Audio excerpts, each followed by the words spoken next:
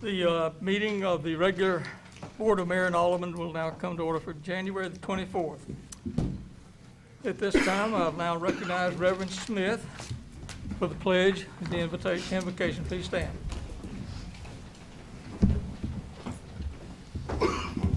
Let us pray. Our Heavenly Father, we come to you tonight, first of all, to tell you we love you.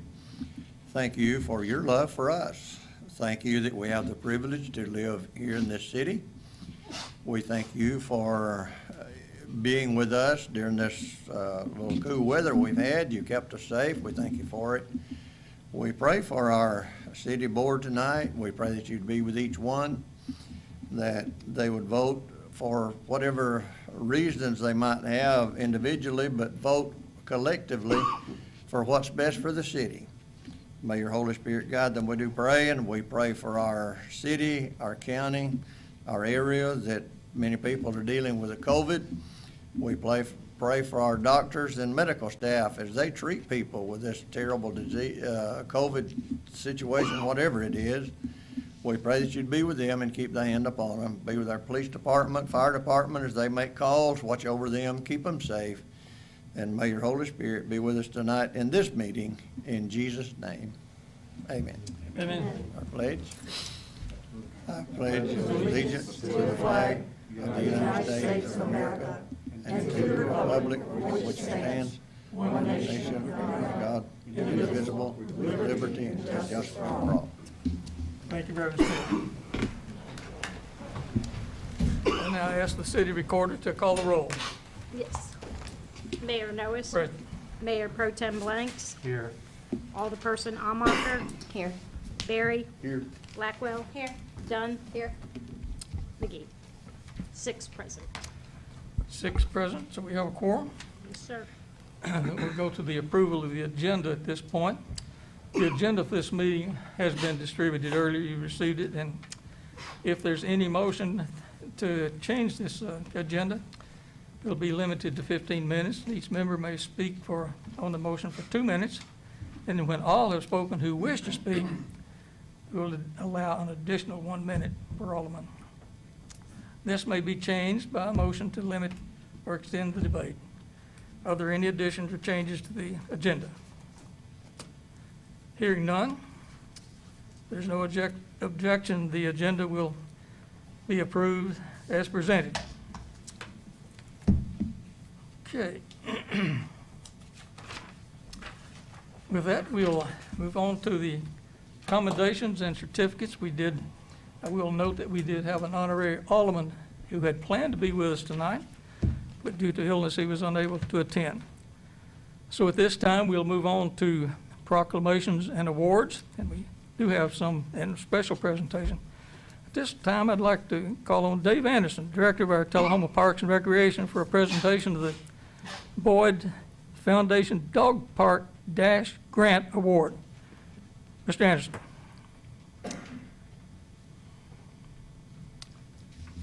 Thank you, Mr. Mayor.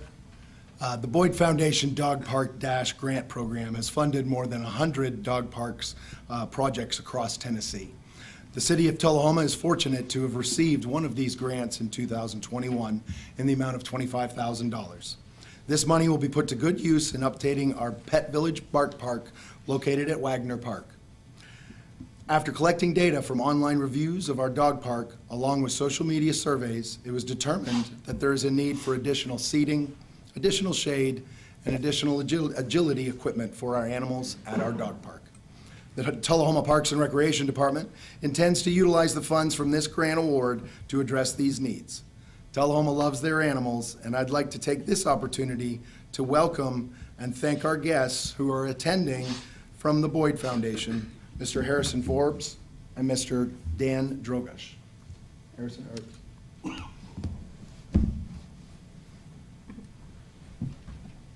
Thank you. On behalf of the Boyd Foundation, it's great to be here tonight. I know we had a couple of scheduling as everything this fall. It's been a little bit difficult getting things on the books and getting everybody together. We're excited to be able to present this award tonight and the $25,000 grant. You know, this was a contest. It wasn't just a giveaway. Tullahoma earned it. We had, each year that we've done this, we've had, the year that you guys won this past year, we were only giving out 15 awards, and we had over 80 cities that applied. And so there were a lot, I mean, that's everybody from Memphis and Nashville and larger areas, and Tullahoma.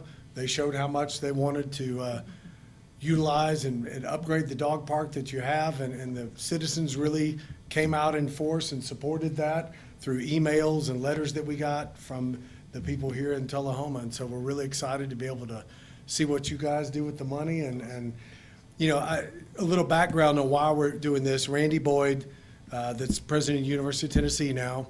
Randy started a company called Radio Systems back in the late 80s, early 90s, and built it to the largest pet product company in the world. And then he sold that a few years back, but that was very good for him and for his family. And so we used to do in PetSafe, which was one of their brands, a national version of this competition. And then when Randy sold the company and retired to be University of Tennessee chancellor, he said, you know, let's do something in Tennessee for Tennesseans.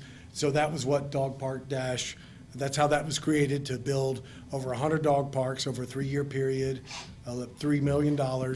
We're exceeding that now because it's gone really well, and we really have enjoyed how well it's been received, and the communities, how much they get behind it. And, you know, a dog park is more than just a place for your dog to go to take a break. You know, one of the things that's great about dog parks is people come together in ways, you know, old, young, black, white, you know, Republican, Democrat, people seem to convene around their dogs and to have common ground to be able to talk about something positive.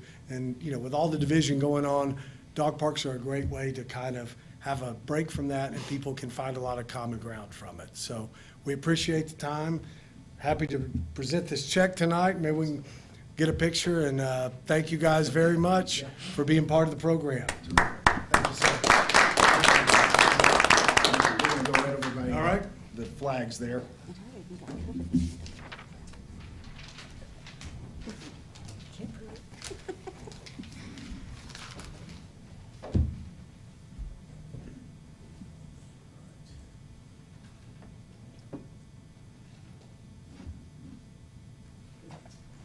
Thank you very much. Parks Director will take good care of that. Yes, All right. for sure, without a All doubt. right. Thank you, sir. I appreciate it. Thank you, Mr. Mayor.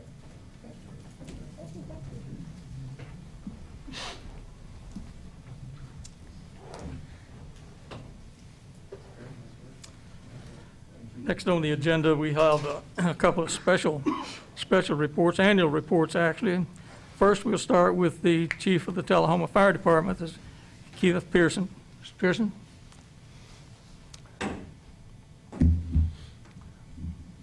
Good evening, Mr. Mayor, Board of Mayor, and Aldermen. Tonight I'm going to present our annual report for the Tullahoma Fire Department. Started July 26 as interim chief. In October I was appointed full-time as the chief. So I haven't had a whole year of the annual report, but I am going to go over the specifics that we've accomplished this year and some of the things that we've done.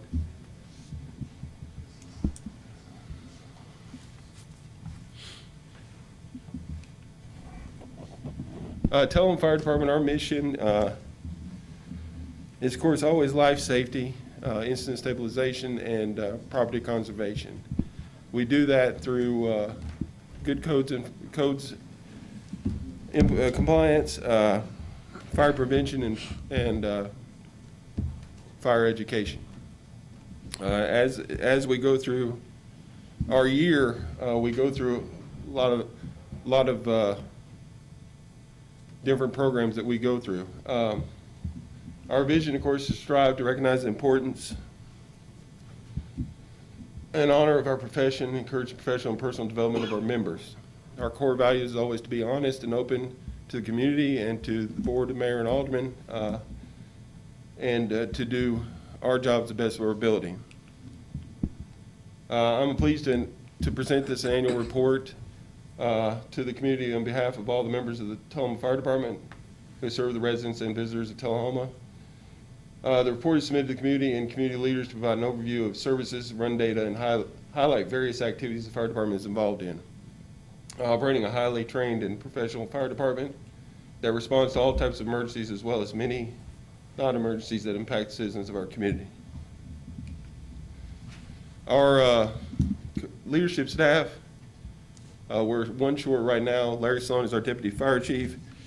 He has over 20 years of service within the fire department. Nick Kimbrough is our deputy fire marshal. He has over 14 years of experience with our fire department. Miss Melissa Allen is our administrative assistant and our community risk reduction coordinator. She handles all of our smoke alarm programs.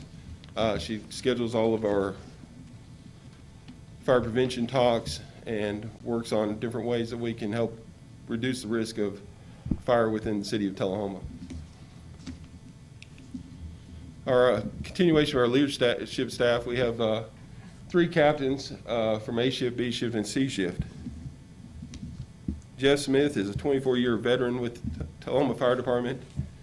Ed Host is a 22-year veteran with Telehoma Fire Department. And Jason Dammer is a 23-year veteran with Telehoma Fire Department. All these people are what makes our day-to-day operations go well. We've lost quite a bit of experience over the last couple of years, but we still have a lot of people that are still experienced and ready to continue to push to the next level. Our facilities and equipment, we have 23.5 square miles that we cover within the city of Telehoma. We just now went over 20,000 residents within the city of Telehoma. I think it's 20,339 at our last census board. We have 2 stations within Telehoma.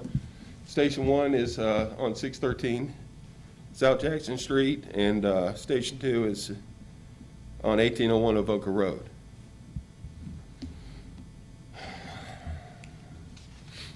We have a variety of apparatuses. We have 2 fast trucks, 1 at each station. We also have a pumper at each station. We also have a ladder truck that's at Station 1 at the present time. Training, we train pretty much daily, well, every day. We train for whatever's going to happen. We want to be prepared to be able to take care of the things that need. That didn't work. It tried to shoot you back to the beginning. Sorry. Within 3 years, all of our firefighters are required to have their hazmat operations, hazmat awareness, their firefighter 1, their firefighter 2, smoke divers, their EMR, and also take 40 hours, I said years, but 40 hours of in-service each year. On top of that, each firefighter is required to have 267 hours of training a year per ISO, and every officer and engineer has to have 279 hours. So we do a lot of training at the fire department. Our run status for 2021, we have a new software called Emergency Reporting that we've initiated. So far, we've only gotten a few months of data on it. We're hoping that this year it's going to bring us a lot more analytics that we can use to find hotspots within our community, that we can actually develop more programs to help those areas with fire prevention, fire safety, and hopefully have codes implementation within those areas. This map that's to the right shows the hotspots within our community. It's a heat map of what all calls that we have in different areas. And you can see where Station 1 and Station 2 is, and you can see where most of our calls are being held by those hotspots. We can also bring that down to even a smaller level and show exactly how many calls are at certain areas and be able to see where we need to do more fire prevention or more safety talks in those neighborhoods. On our calls, if you see that we ran 2,035 calls this year. That's the most calls we've ever run at the city of Tullahoma. So at the 2,035 calls, last year we only ran 1,457, but it was a down year compared to the years before that. A lot of it, I think, was due to COVID. right at the beginning, everybody was telling everybody, stay in, don't go to the doctor, stay where you're at, shelter in place. I think that had a lot to do with our calls being down. But as this year has shown, it's went back up. Of those calls, we only had 9 structure fires again this year. Back 10 years ago, we had 30-something structure fires. Oh, wow. So I think with what we've been doing with our fire prevention, our fire assessments, and our code implementation, I think it's helped a lot in this part of what we do. We'd much rather prevent a fire than we would have to respond to one. But we are there if we need to. Had 9 structure fires, 47 other fires. Those other fires can be garbage can fires, trash fires, brush fires, things of that nature. MVAs with injuries, 153 of those last year.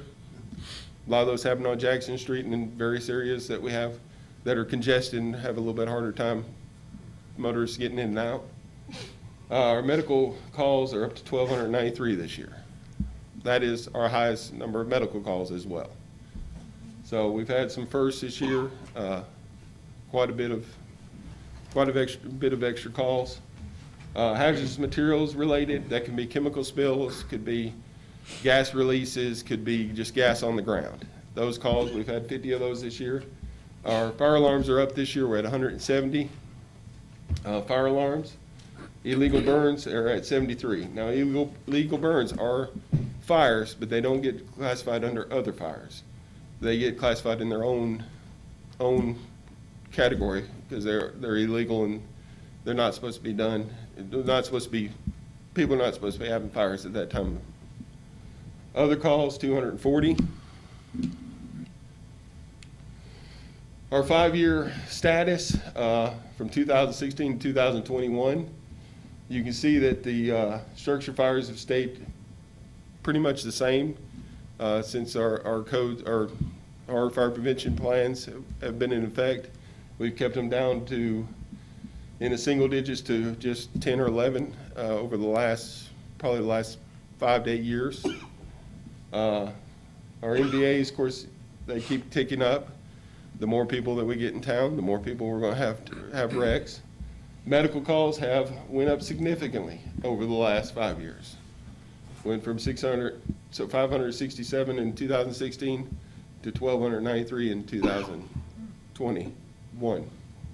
So that is a significant increase for what we do on that. Now, on our fire alarms, they have also increased over the years. More businesses in town, more people having alarm systems through codes implementation.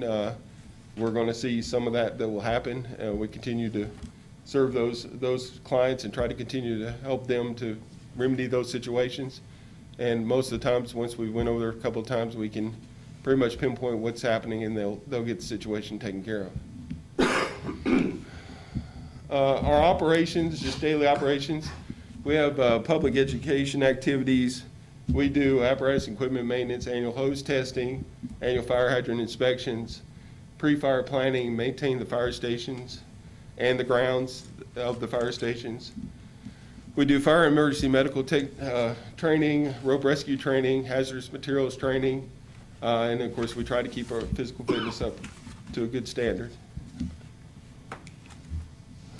2021 highlights.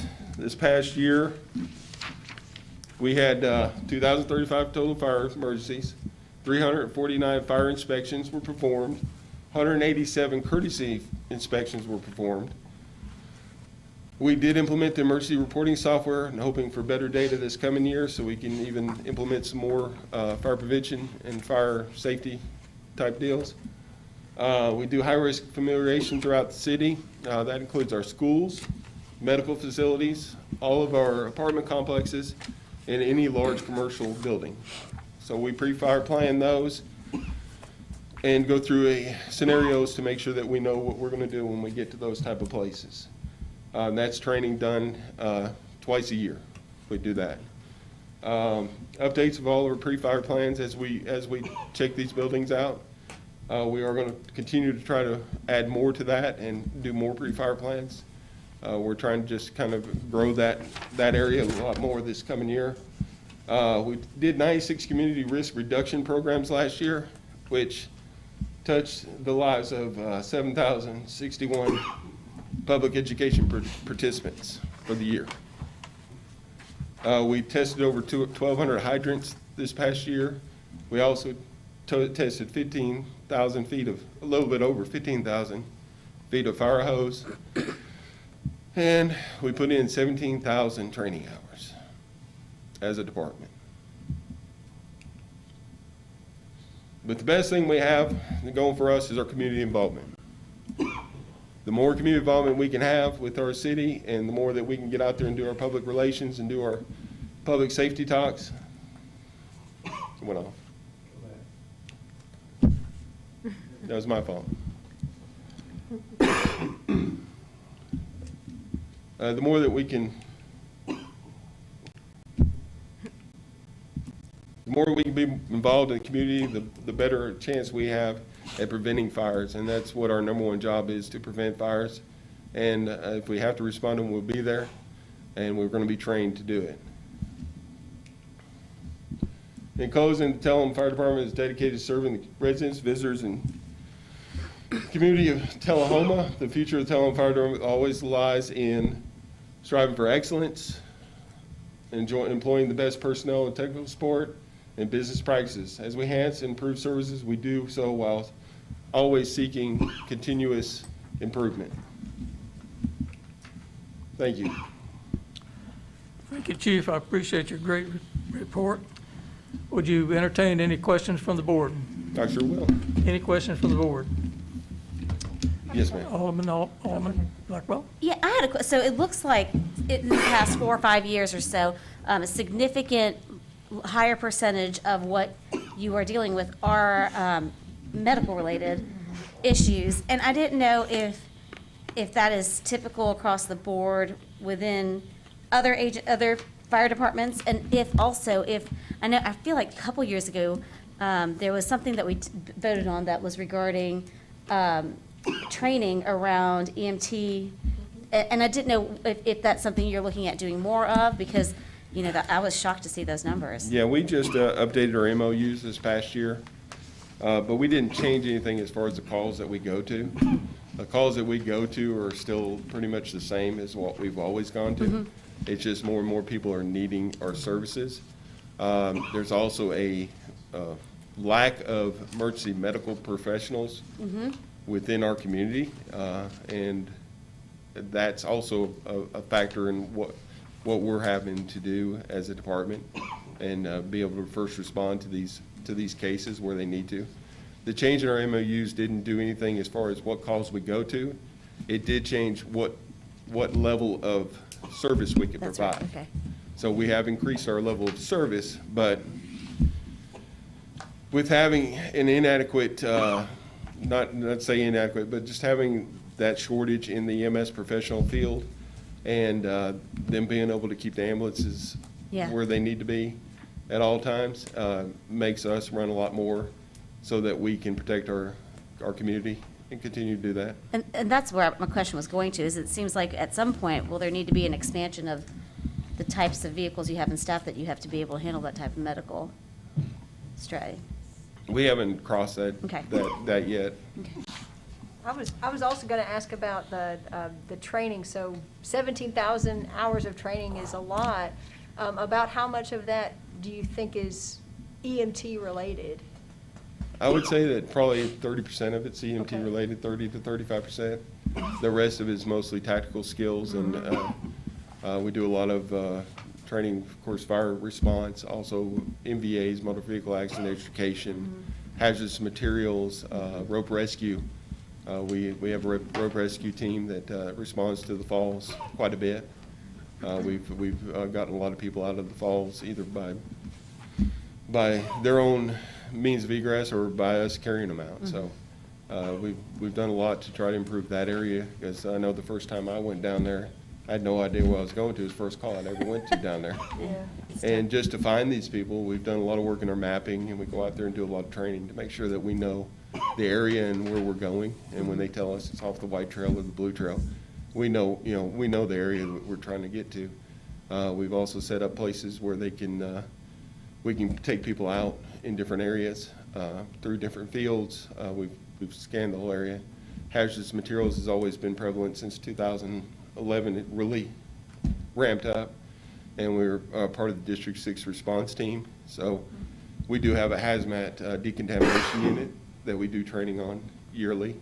We have hazmat techs that are able to use the level 8 suits and go in and try to remedy a situation. Recently, we were at a chlorine spill in Winchester. Yeah, So we were over there helping them put a C kit on there. yeah. Thank you, Chief. Any So- further questions from the board? Alderman Almacher? Chief, what's the current relationship with the Coffee County Rescue Squad? I'm hoping that relations have improved. I know a few years ago that it seems like there were some tensions between the city fire department. Every time I would go and talk to the entity out in the county, which they're a volunteer organization, there seemed to be a little bit of tension. I was hoping to maybe have a good report on that we are utilizing the services of. I'll have to report on that if you want me to go ahead and now. Yes. We have made a lot more improvement in those relationships. We've had meetings with Mr. Neal and his constituents, and we have come to agreement, and we're working through our plans. When we do have rope rescues, we work through our plans, Great. and that's worked out a lot better. Thank you for that. You're welcome. Thank you. Any further questions? Hearing none, well, Chief, thank you very much for your report. A great department you have. Thank you. Then we'll have a report from our Chief of Tullahoma Police, Jason Williams. Chief Williams.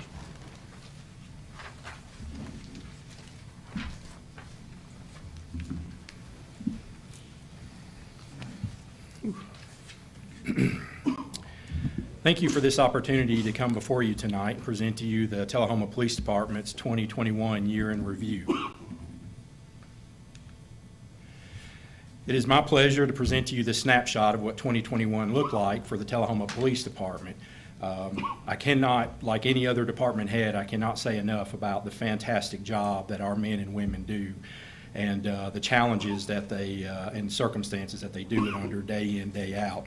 So a lot of the things that I'm going to discuss here tonight and talk to you about as far as successes that we've had as an agency directly land at their feet, and the effort that they've put in this year to improve our agency and for themselves to improve within our profession. Just want to touch base on our mission statement and our core values. I think it's always important to speak to our mission statement and our core values at the Telehoma Police Department. Everything we do as an agency should flow through those things and represent those things, and represent the philosophies of what we think are important and how we serve this community and what we do within that service. As we all know, our operating procedures that we have will not cover every simple situation or every complex situation that our men and women will find themselves in with whatever they're dealing with within the community. So one of the reasons we really harp on our mission statement and our core values within our agency is so that when they do find themselves in those situations, whatever action they take, they should always revert back to, does it best represent what our mission is in our community and what our core values are as an agency. Just wanted to touch base. I saw this quote a little while back. It really struck me. It really sums up for me how fortunate we are to not only be part of the public safety family, but the Telehoma family. It's a luxury that a lot of places do not know. There can be a lot of competition. There can be a lot of egos that kind of get in place when it comes to public safety and everything going on. But I'm very happy to report that is not an issue here. Everybody here works together, and I think everybody does really feel that sense of family and that sense of brotherhood and sisterhood, so, in what we do. 2021 projects, and accomplishments when it comes to equipment for our men and women. We transitioned patrol division to load-bearing vests, which is healthier for them. It takes a lot of the equipment that they were wearing on their gun belt and puts it up on the vest, so that way it puts that weight on their shoulders instead of their hips. Transitioned our shotguns to less lethal shotguns, which once again gives our officers more options when it comes to de-escalating situations and dealing with situations. We implemented a body-worn camera program, which has gone really well so far. We purchased all new computers for our new police department, acquired pepper spray for our officers, and training with it, once again, gives them more options when it comes to de-escalating situations and the safety of the people, not only for our officers, but also the citizens we're dealing with. Provided new flashlights for everyone through a THSO grant, purchased 3 new police vehicles, purchased and issued out 5 new handheld radios, purchased a car for undercover narcotics investigations.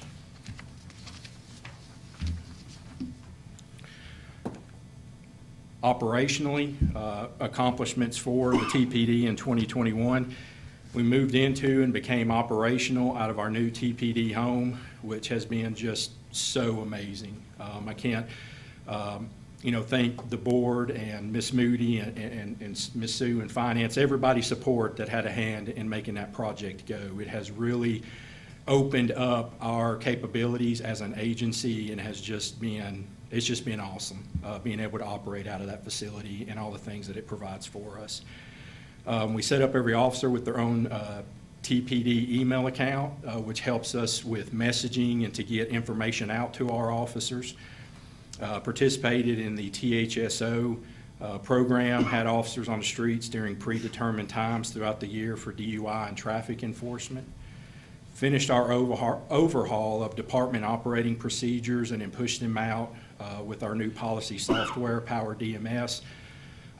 When we overhauled a lot of our policies and procedures, we did so in adopting the Tennessee Chiefs of Police Association, a lot of their best practices, and that's something that depending on what the policy is or the general order is, that's something every 1 to 2 years we go through and make sure that we're in line with whatever the best practices are for our profession.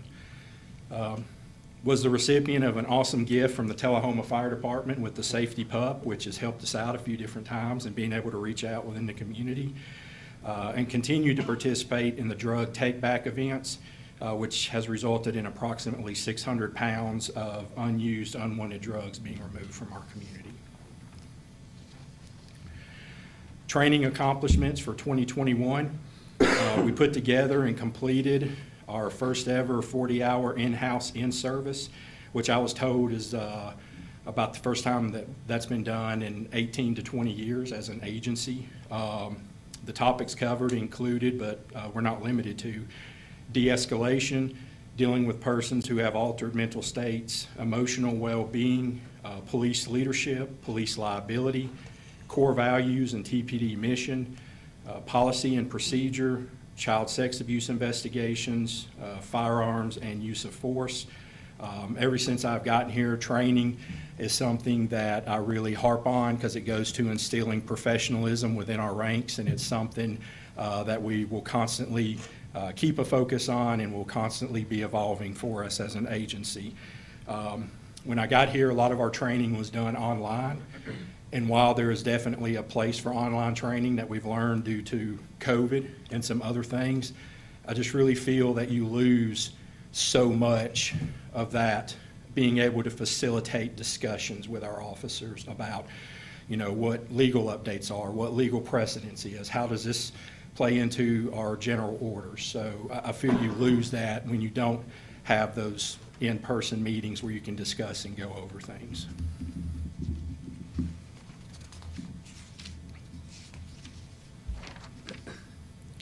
Some of the specialized classes that we sent officers to this year include, but are not limited to, ground defense tactics, which we got somebody instructor certified in that, TBI data collection, mid-level management, Northwestern University supervision of police personnel, shooting incident investigations, TEMA hazardous materials awareness.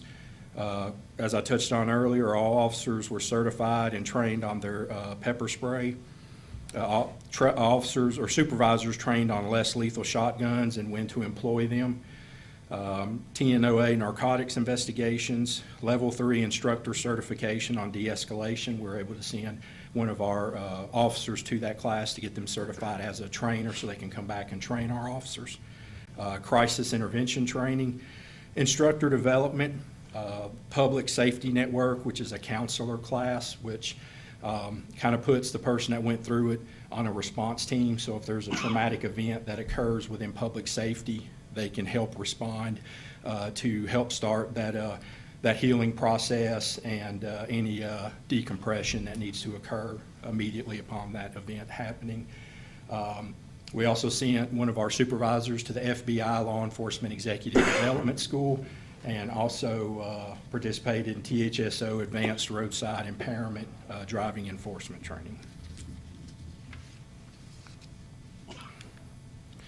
Also continuing from that, we sent one of our investigators to Mobile Device Examiner Training Course, which was sponsored by the United States Secret Service.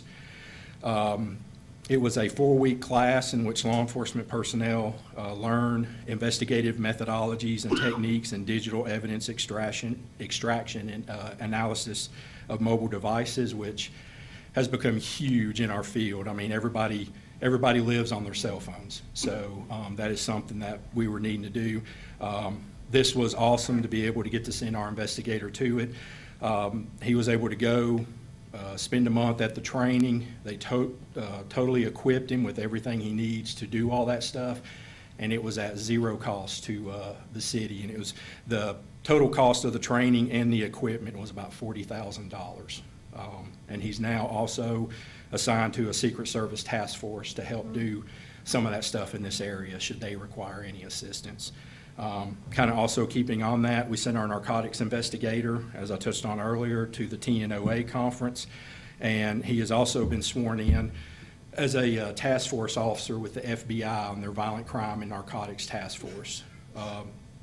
This will expand his training opportunities, as he's already had to obtain 150 additional hours worth of training just to hold that position. It also helps us as an agency because it really increases our capabilities and our access to resources and manpower in more serious investigations. And then under personnel accomplishments, we hired 5 new police officers, promoted 2 new corporals in Patrol Division, Tyler Walls and George Dotson, and promoted 1 new investigator in criminal investigations, Cody Lindley. Also in 2021, touch on some of the community events that we were involved in. I already touched on our new police department and the open house we hosted there. Of course, I think just about everybody was here at that. That was such an awesome opportunity and such an awesome investment you made in the police department, and we are very fortunate and blessed to be operating out of it. And as I touched on earlier, it will offer us the ability to better serve Telehoma by a lot of the things that we will be able to have there. We've already got 4 different trainings scheduled this year where we'll have other entities coming to our police department and teaching specialized classes for law enforcement. And so that will be opened up to other law enforcement agencies in the Middle Tennessee area. So we'll actually have other police officers coming from other jurisdictions and other agencies to Telehoma to be trained in specialized techniques.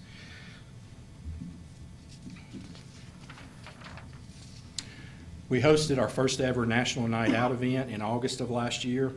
It was an awesome event. We had representatives from Tullahoma Fire Department, Coffee County Sheriff's Office, Manchester Police Department, Coffee County EMS, Vanderbilt Life Flight, and the District Attorney's Office there.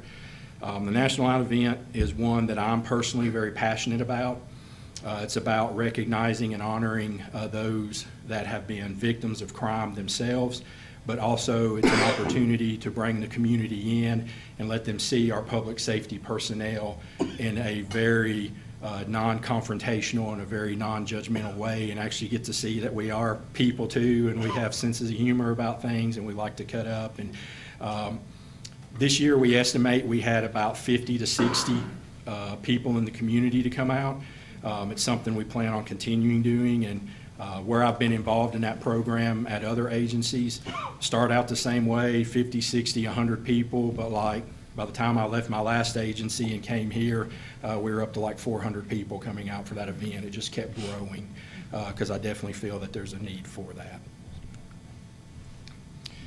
We were definitely happy to participate in several trunk or treat events.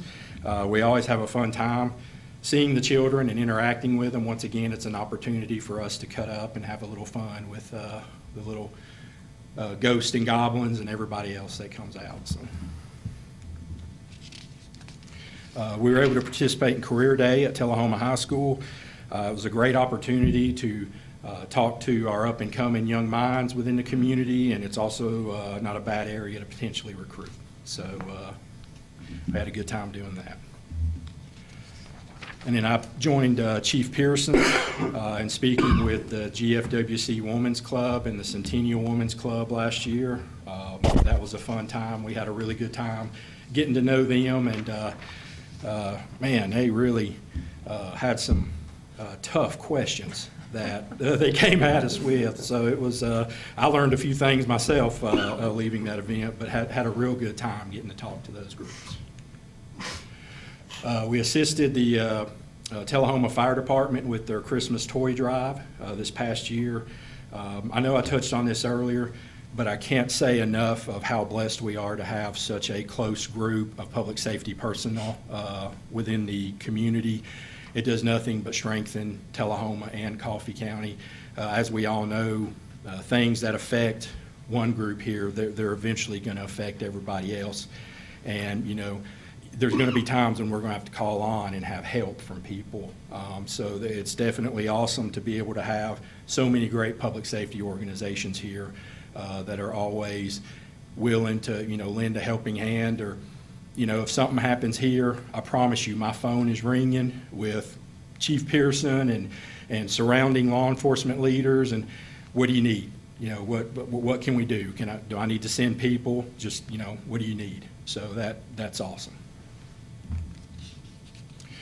Just to throw a lot of data at you here. 2021 stats and data. Our total miles patrolled were up from the previous year. Our total calls answered were up from the previous year. Total traffic accidents were up as well.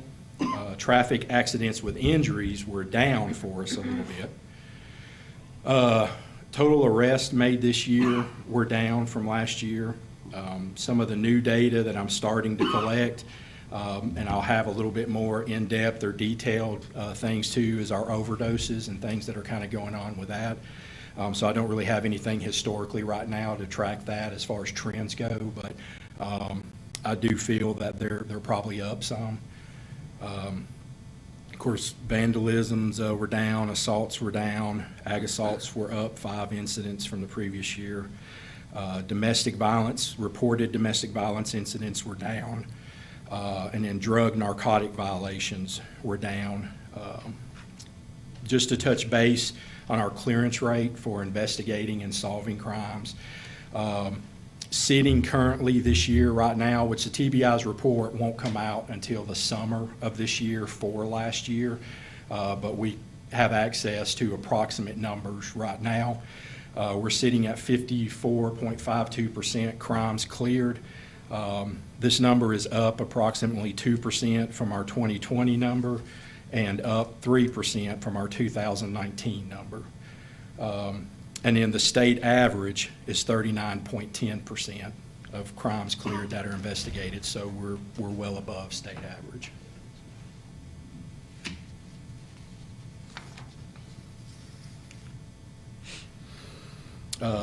Just to kind of close things out, when I stood here before many of you a little over 2 years ago, as I was voted in as the chief of police here, in the speech that I gave, one of the last things that I said was that great law enforcement agencies do not happen by coincidence, but rather they are the result of vision, strategic planning, and community partnerships.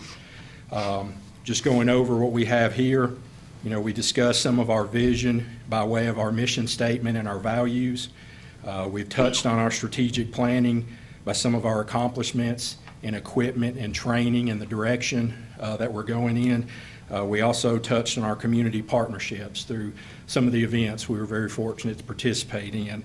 I still feel as strongly today about that statement as when I made it, when being voted in as your chief. And while we are still a work in progress within the TPD, I'm really excited about the direction we're heading in. And, as I stated earlier, it's all because of the hard work by our great men and women there and what they put in, day out. So, thank you all. Thank you, Chief, for a great report. Would you accept questions from the board? Yes, sir. Any questions from the board? I've got a question. I'm sorry. Alderman Berry? Just kind of real quick, you and I had discussed this before, that accident number can seem kind of deceiving, gone up. Can you explain, just for the benefit of, because this is conversations that have happened in the community, why that number seems to be larger than it really is? Yes. When I first got here, and I took some time, probably about the first 3 to 6 months that I was here, to really go through and take stock of not only what we had, what our capabilities were as an agency, but also our reporting. What were our thresholds for reporting? What were our, how were we reporting specific sets of data? And what I found is that when it comes to, like, we have our state data we have to report to the state, and they also provide us with access to some computer programming that we upload that data into, and we upload accident reports into. But what I found is, like, certain types of accidents that we were doing, we were uploading into a different program, and then, like, some of this other data we were putting into the state program. So I'm like, why would we not put it all into the state program? Because then we have a more accurate number that reflects what is actually going on, so we can kind of figure out, okay, this is what we're dealing with, and this is how we can attack it. So that's the reason for that. We changed a lot of the ways that we were reporting data and consolidated some of the ways we were doing it, because I felt that gave us a truer number to look at, to be able to kind of come up with some strategies about. Thank you. Thank you. Alderman Dunn. Thank you. So, first, Chief Pearson had that heat map where it was showing different things that they were, different calls they were, do you guys have access to something similar to that? No, ma'am. Our current software that we use does not allow for that. Okay. We would have to do it the old-fashioned way, and that's Yeah. try to figure out where the addresses were, and then take a Google map or something, and then overlay that, and that would be a pretty time-consuming. Yeah, that Yes. would be. And I've got questions about, I know that as far as positions, I know there's been a couple of open positions for a while. Are those currently filled? Are you still seeking? No, ma'am. We still have open positions within the police department. Just to touch on a little bit what Chief Pearson touched on as far as a shortage of EMS personnel, we are experiencing the same thing. And it's been my experience, and I've been in law enforcement for 26 years this April, but the positions I've held and the agencies I've worked for, I'm very specific about who we're recruiting and who we're going to bring into work. There are people that we could go out and we could get kind of journeyman officers, if you will, but I want people that are dedicated to Telehoma. I want people that are dedicated to our profession and to our craft, and it's been my experience that not always, but sometimes if you potentially look at lowering those standards, you end up with a lot more issues. So we've been it's kind of a hard thing because the pool has shrunk as far as the candidates that are available and out there. So it's become competitive to kind of, get some of those people in. But at the same time, we've been very picky, I guess is a good word, as far as who we're bringing into the fold. Do you feel like that's led to better retention within the department? It's tough to say right now. I think anytime you have a change of leadership within an agency, especially I'm an outside guy coming in, you're always naturally going to have some amount of turnover from that, just because of a various amount of reasons. So, like I said, September of this year will make my 3rd year here. We have done a lot in the time we have been here. We have changed a lot. We are still evolving as an agency. So, I kind of equated it early on to, you have a car that has a flat tire, so you need to change that flat tire, but our car can never quit moving. Our car has to continually drive because we just can't stop, everything and say, okay, let's fix this.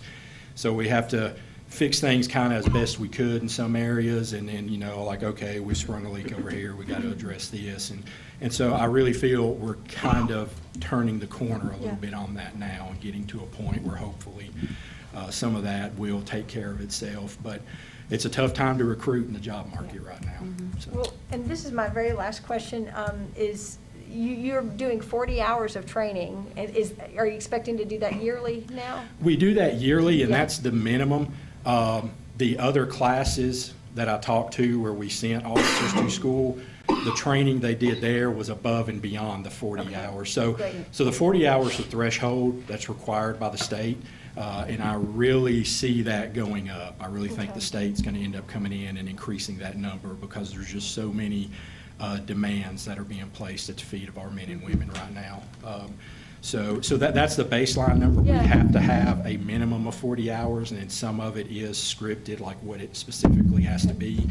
But all the other classes that we sent guys and gals to, that was above and beyond that 40. So they might end up with 80, they might end up with 90. And then, of course, we do informal training too, monthly on the shifts, where we cover 12 different topics, one topic for each month of the year, as it relates to various issues that have to do with, kind of what our biggest liabilities are as an agency. So. Do you feel like with that extra training that will help lead to promotion within the department? It can. We are a smaller agency, so because of our size, for Tennessee, we're actually a middle-sized agency, but we have 37 sworn positions at the TPD. There's only going to be so much movement up and down because most of our veteran officers that we have hold those leadership positions within the agency. So there's only going to be so much movement. But, I do feel as our community grows and our agency, will grow with it, then that potentially could improve as well. So, yes, ma'am. Alderman Hamacher, I believe you had a question? Yes, ma'am. Yes, so I realize that we don't have that capability yet, but I think that is important, the question about the crime data and statistics for us to be able to see our hotspots. But there is a website called neighborhoodscout.com that does actually have it's accurate for our newest census, our population being at 20,339, and we're pretty average for Tennessee as far as violent crime.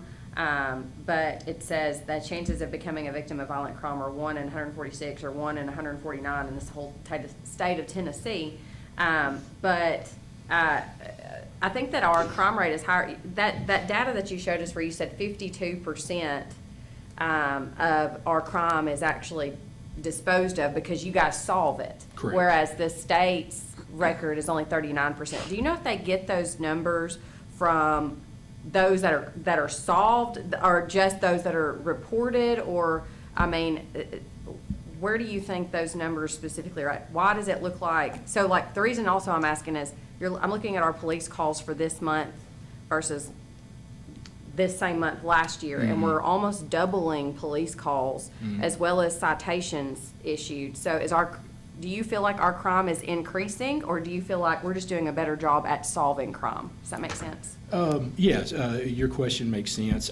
I would say it's a little bit of both. I don't really feel that our crime is increasing per se, but our officers are getting younger because of turnover within the agency. So I think that at times can lead to typically younger officers are a little bit more aggressive to get into things and seek out and hunt things. So I think a lot of it, though, is just the call volume itself, kind of alluding to what Chief Pearson said. You know, there's a lot of medical calls when our assistance has been requested on.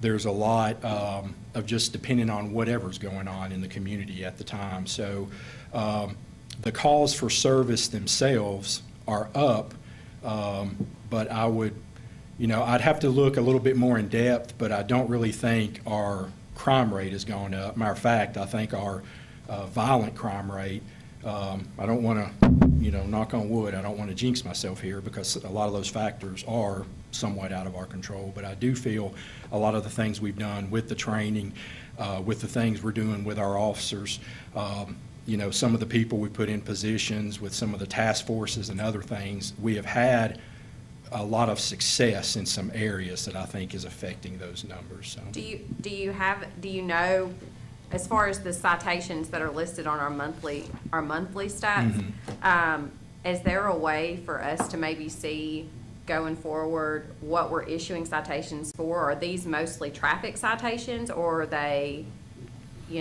Most of them would be traffic citations. Okay. Yes, ma'am. So it was 77 this time last year. It's 153 for December this year. So, but our wrecks don't really seem to be increasing. So I'm just curious how we have, we Right. doubled the amount. I would say probably a lot of that is due to the THSO initiatives that we have in place, because during those events, we have saturation events going on where we have more officers on the streets. We have officers that come in and work overtime, and they are solely focusing on traffic enforcement. They're looking for DUIs and, whatever, distracted driving, whatever the particular focus will be at that Okay. time. And one more question. Yes, ma'am.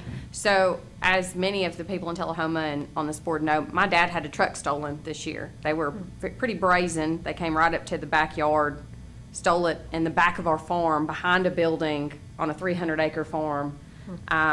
We found the truck, and actually how we found it is they finally ran the VIN on it, but it had gotten, a towing company had they'd finally dropped it somewhere in Kentucky. A towing company had picked it up, and then they found it 2 days after it was stolen, but they didn't call us until 30 days later. My question to you is, I know that stolen vehicles has become a more common problem over the past few years, even here in Telehoma, that these are getting a little bit more brazen. Do we have a stolen vehicle database here in Tennessee, and what are our officers doing to kind of correct that or eliminate? How are we solving those kinds of crimes if we Gotcha. don't have the data? The state of Tennessee does have, it's not, I wouldn't necessarily refer to it as a stolen vehicle database, but anytime a vehicle is taken and we have a VIN number and or tag number for that information, it is put into what's called or referred to as the NCIC, which is the National Crime Information Computer, which is like nationwide.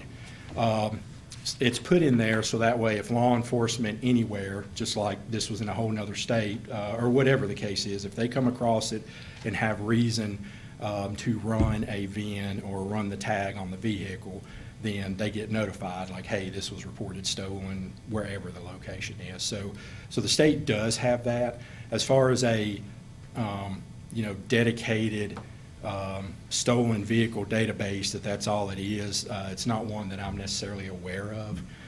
Everything we do when it comes to stolen property pretty much runs through NCIC.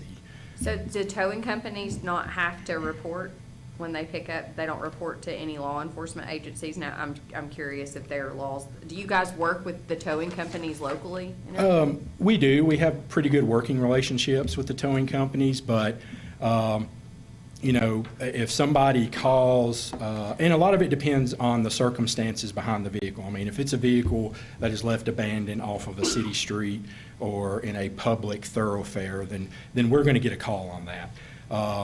But, you know, if it's a vehicle that is left, let's say, in a parking lot or on private property somewhere, we're not necessarily going to get notified about that. So Thank you for the clarification. you're welcome. Thank you, Chief Williams. We do appreciate the work you do for our community. Thank you for being a part of our community. Thank you for your department. Thank you.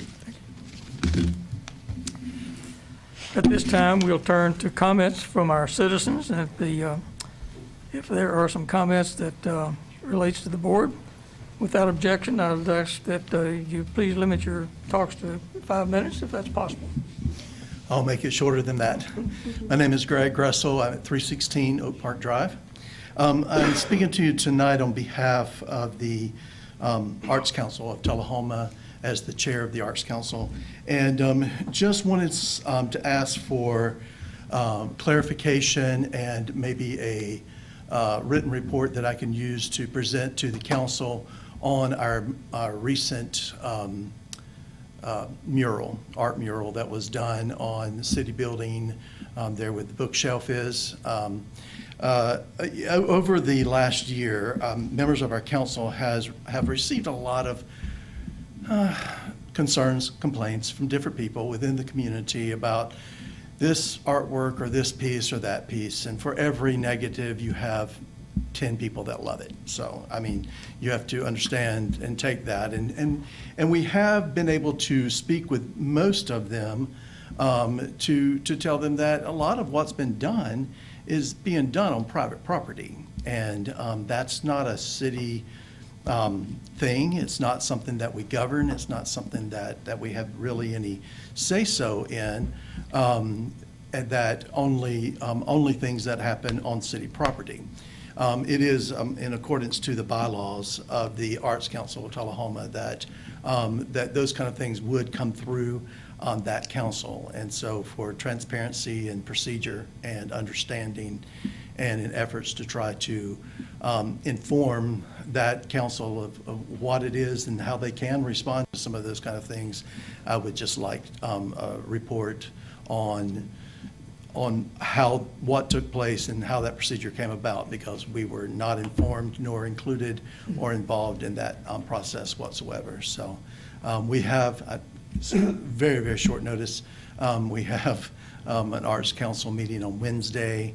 If we can't get a report by then, that's understandable. But if we could get something that we could then report back to them on, we would greatly appreciate that.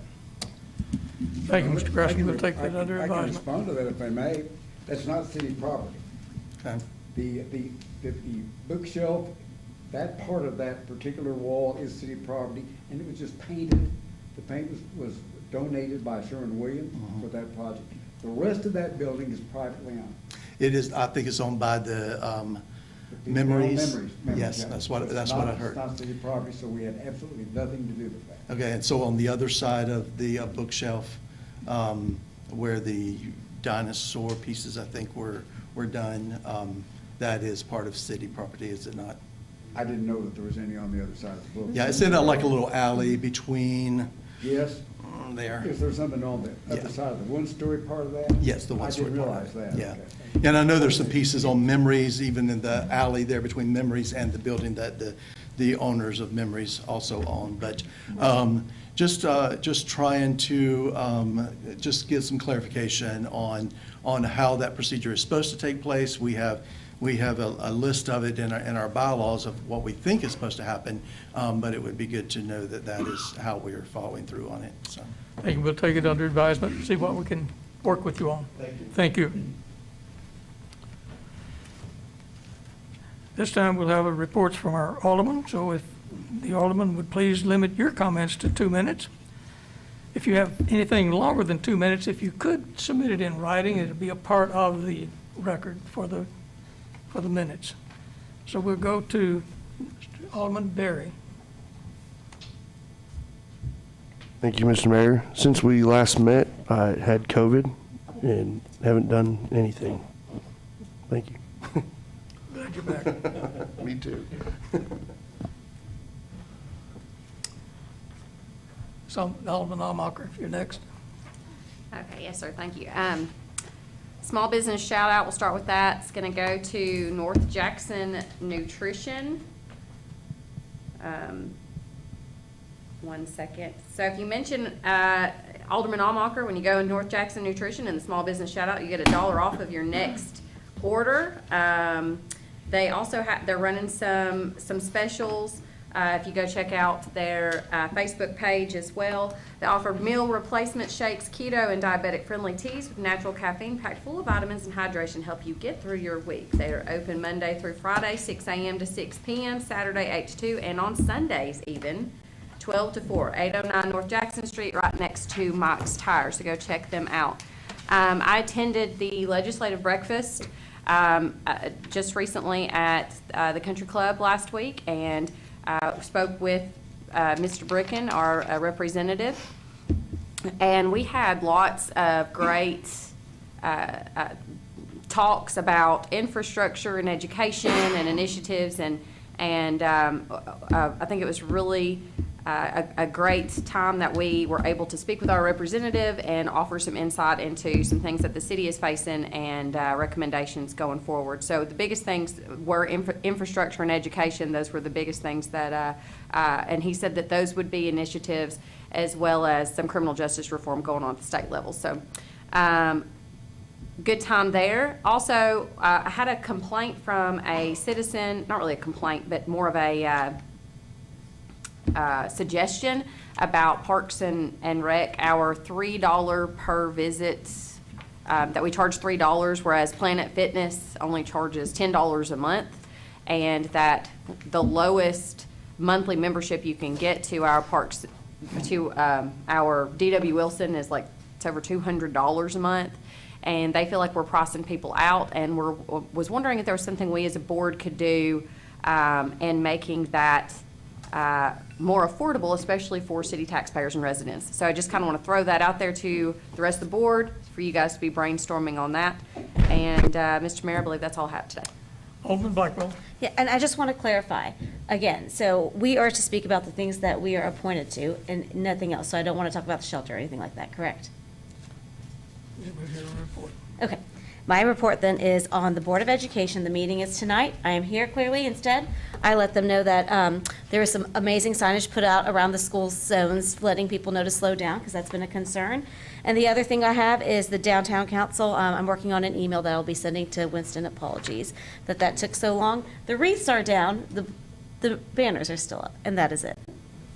Thank you. Alderman Dunn. No report? No report.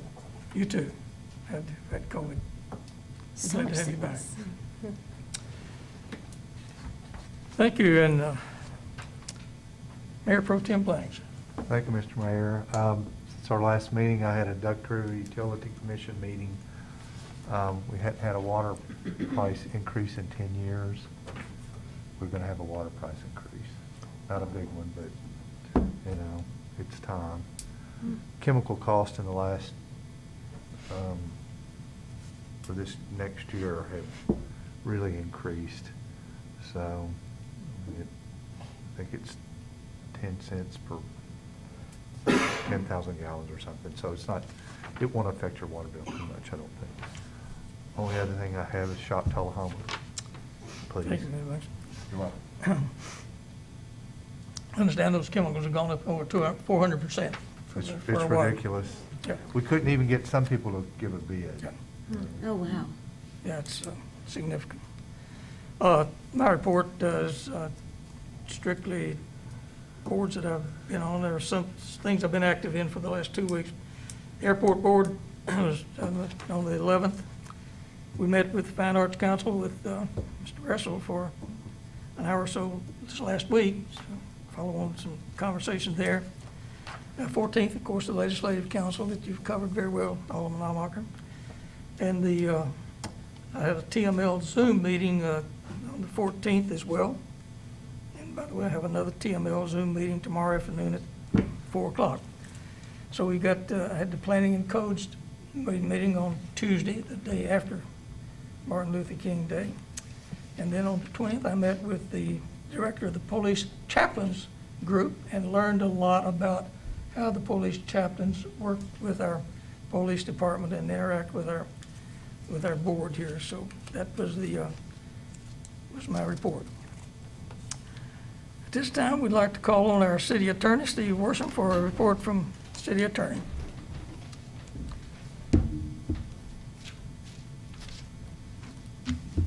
Good evening. Can y'all hear me up there all right? We can hear you, Bob. Okay. Some people say in the television audience that they can't hear us very well. So Let me address that. If you can hear me, maybe they can too. Let me address that, because when you come to the podium, and you've done a great job tonight of doing this, but when you come to the podium, speak directly into the microphone, not particularly for the audience here in the room, but for the TV audience. That's why we need you to speak to the microphone. Thank you very much. First of all, at the end of the year, we delivered to the Public Works Department all of the deeds necessary for the acquisition of easements for sidewalks along the Kings Lane Avoca Road project. So they're in the process now of acquiring signatures to those deeds so that we can then begin move forward with that project. So that's been done. I think 21 different properties, and we had to check ownership because some ownership changed during the year from the time that we first got the original list of owners until we finally finalized the deeds. But that is now underway. Ms. Wilson and I are working on a lease with the U.S. Air Force for the tennis courts on the Wattendorf Highway on the way to Arnold Center.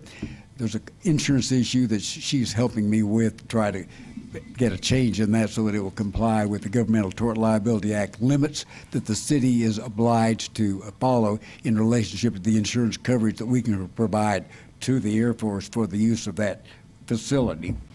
We're beginning on the preparation of the suit for the collection of the 2020 delinquent property taxes. We have to file those by the end of February, so that we're working on the title searches already and on the list of those in order that we can get those already in time to file suit. I'd like to announce that we received a over $26,000 request from the estate of Patricia Carroll Lee, who was the vice chairman of the Tennessee Community Pride Foundation, for our animal shelter. We received the money this past week, so that's a nice shot in the arm for our animal shelter that's doing very, very well. Also, at the legislating briefing that the mayor hosted last week, Representative Bricken mentioned a movement afoot by the state to maybe close the Correction Academy here in Tullahoma and move that facility to Nashville to consolidate it with some other facilities there. You may recall that in 2017, that movement began, and we, along with the county, enacted resolutions asking the state to reconsider any sort of movement like that and to consider not only keeping the Correction Academy here, but improving it. About 10 years ago, AOL, at the direction of the state, conducted a very excellent study of that academy and possible upgrades to it and expansion of the facilities themselves and the programs that they do host there. And in that report, and we upgraded in 2017, we had a list of the number of people that work there, the economic impact on our community, that sort of thing. And so at Rush Bricken's suggestion, I'm going to prepare a resolution for us to consider again our next meeting, as we did in 2017, asking the state to reconsider any activities about moving that facility from our county and our state. And somebody didn't realize this, the question was asked there, but that is in Coffee County. Even though the sign going out of town has "Welcome to Franklin County" right on the edge of it, at the northern edge of the Correction Academy property, the academy itself is all inside Coffee County. So Coffee County is going to join in that effort with us. Thank you, Attorney. Any other questions? Okay. Thank you. Thank you. This time we'll have a report from our State Administrator, Ms. Moody. Okay, thank you. One of the things I wanted to brief you on tonight is that we have had a contract with a company, Johnson Mulch, that has handled the chipping and hauling of our brush that we collect. the owner of that business passed away, and I think it's slowly going out of business. So we have, in the meantime, been using our partnership with Franklin County through the Interlocal Solid Waste Authority, and they were chipping and hauling for us. Their grinder went down. They're waiting on a piece of part, I think, that has to come from Italy, I believe. So with the unknown, they've already been waiting a number of weeks, and with the unknown of how much longer that's going to take, our director, Butch Taylor, asked me to just brief you that he has a company out of Chattanooga that's agreed to come on this emergency basis, temporary basis, and grind and haul for us. And so, like other emergency purchases, I want to make you aware that I've authorized him to work with that company until Franklin County can start hauling for us again, and then we'll go back to that relationship. Alderman Almacher. What's the total cost right now that you have authorized? I don't have that with me, I'm sorry. It has to be under the $25,000 limit, correct?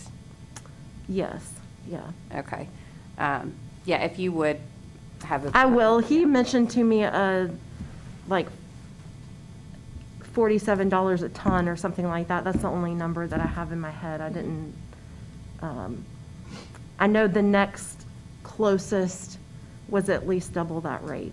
So that's why he preferred this company. Okay, go ahead. Also wanted to share with you all, if you've been following it, the American Rescue Plan, you know, we had been waiting for the final rule. There was a lot of discussion about the interim final rule and what would come out. So that final rule is now released, and we're in the process of reviewing that. There's been a number of webinars hosted by both National League of Cities, federal agencies, and our state. And so just making sure that we understand all those things. Also, the state of Tennessee, I had mentioned to you that they've offered to review our plan. Once we put our plan together, there is a state portal that we can upload our projects, and they'll review all those and give us comments back. And that's going to be open until April. So we have time to still meet and get our thoughts together, and you can present more projects than you have funding. So we'll do all those things and get comments back probably sometime in April before we start spending any of our rescue plan dollars. So with that portal, is the purpose of that for them to help us just see, like, just what kind of feedback are you getting from them? Is it more of like whether it's aligning with what's required or? That's right. So the state portal, initially, it was set up, that's how we received our funds. So they are distributing our funds into allotments. We received half of it already, and it's in the bank earning interest, which is a good thing, because in this case, any interest earnings we can keep and spend however we like. There's no strings to that money. The second half, I forgot exactly the date, but that'll come later. And that's really probably the purpose of the portal. But they also, in terms of the review that they're doing, it is to address, is it clearly eligible? Is it risky? And they recommend some additional type of documentation, or they have some questions that they'd pose back to us. Or is it something that they think is absolutely not going to be covered? So that's the main thing, to just try to help with the interpretation of the U.S. Treasury guidelines. You know, this final rule, it's over 100-page document. In a lot of areas, they might give some examples, but the language is kind of vague. Okay. And as you can imagine, every vendor possible is reaching out, trying to find that key word that means their product is eligible. So it can get confusing when you're getting calls from all these vendors and everybody trying to give you a product or a project that you need to fund. Okay, thank you. Let me, Alderman Dunn. Yes. Not disrespectful in any way, but please be recognized before you start speaking, so I can. You know, it's kind of funny, I've taught for 20 years, and I think I've said that probably a billion times, so I apologize, members. I will do my best. Will do my best. Thank you. That's all I can ask. Okay, yes, sir. Go ahead, please. Okay, so I'd mentioned just a couple other projects that I wanted to update you on. One is I know you've heard from us about the need for a Parks and Recreation Master Plan. And that was something that we hoped would follow the comprehensive plan. And we've looked at considered different options, from using a consultant to doing something in-house. And we've decided that we are going to move forward with developing the plan in-house. Our director, Dave Anderson, is taking that on, and the first step, what you'll see is a survey out to the citizens. He's drafted that survey, and I'll probably have it on social media over the next month, asking for responses. So I'll get you more information as soon as I have it, but I wanted to give you that update. Also, I've had some citizens reach out to Winston Brooks and I about wanting a farmer's market pavilion. And there are some possible sources of grant funding out there. I think also we can consider if we want to use some of the rescue plan funds for that type of project. And so I'll be bringing you more information about that, but wanted to share that's being discussed. And then following our conversation and approval of the small grant that we received already to improve the Red Cross building, Mayor Noes and I had an interesting meeting with a group of citizens that are interested in a possible partnership to use that facility to offer some veterans resources or veteran services out of that building. So we're going to be talking more with that nonprofit and investigating how that would work, maybe alongside the use of it for displaying art and exhibits about Camp Forest and telling the history of Camp P and Camp Forest in that building.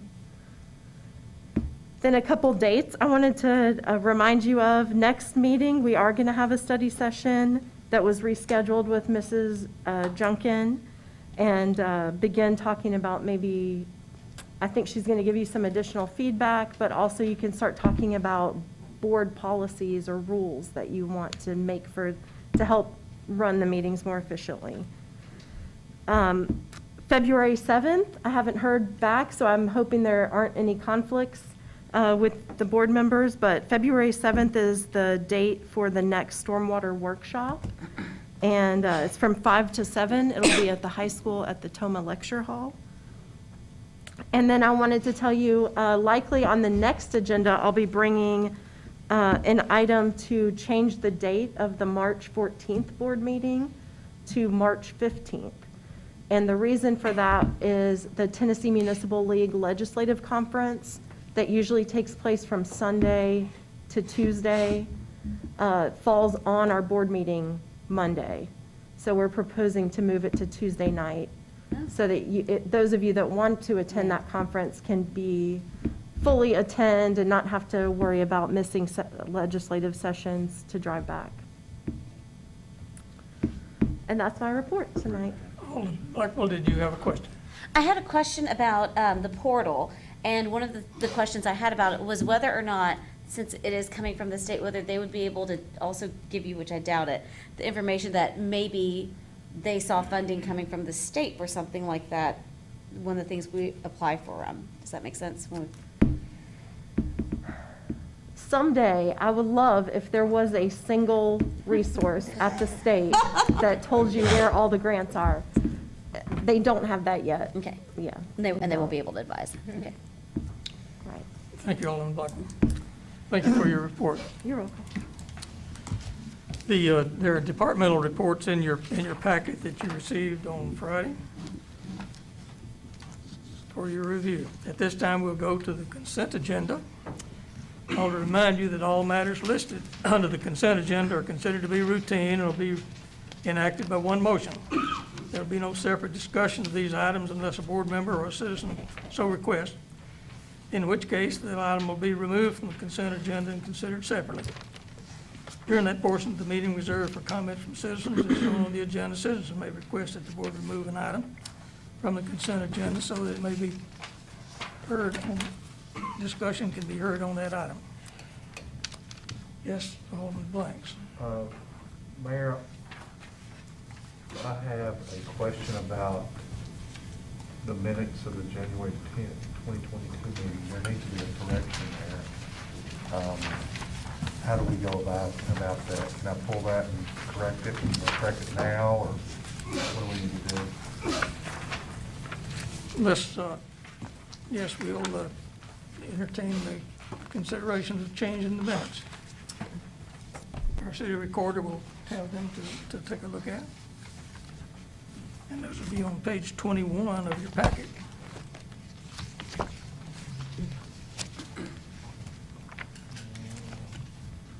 Let me get to it.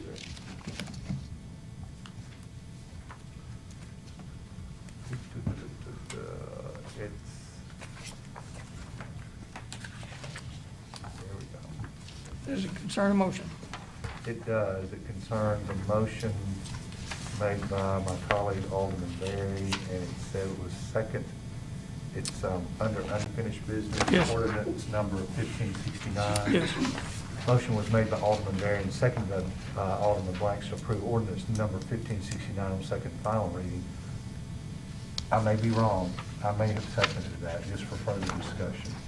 But I think it was probably Alderman McGee. Was it me? I think it was you that seconded that. I looked at you when you did it. I stand corrected? I took a lot of time reviewing that. Okay. I read that and recall, yes. Okay. I've slept since I typed it, but I do remember reviewing that several Thank you. times to go over Well, it. Daniel would have remembered. Okay, so no further correction to the consent agenda then. No correction at all. Or to that. Let me read the caption for the consent agenda. And first was that 2206 minutes of the January 10th meeting. 2207 was the financial report that was in your packet. 2208, the review and acceptance of the December 2021 report on debt obligation for issuance of the 2021 school bonds. Item number 2209 was to approve and authorize the mayor to sign an amendment for a one-year extension of the grant contract with the 2018 amendment to a one-year extension for the THDA home program supporting housing rehabilitation in Tullahoma.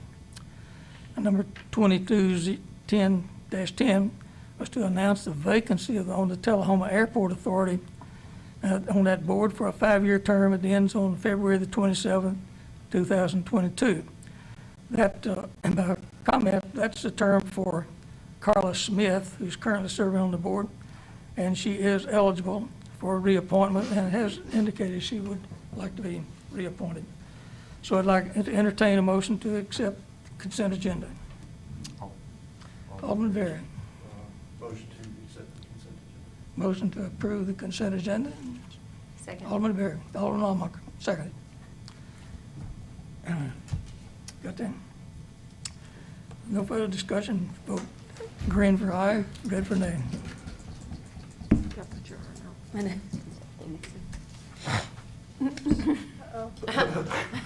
Now mine's the only one that works. Let's start over. Go ahead. I broke all the rest of them. No, the one that's becoming vacant. All righty. Smash. There we go. It's approved 6-0. Yeah. There being no other unfinished business, we'll move to the new business. Mr. Mayor, Yes. I'm not sure that this is the appropriate time, but unfinished business I think might be.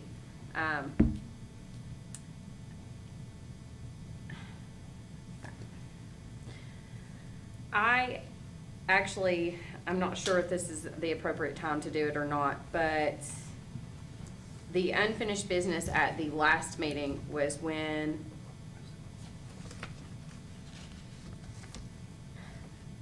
the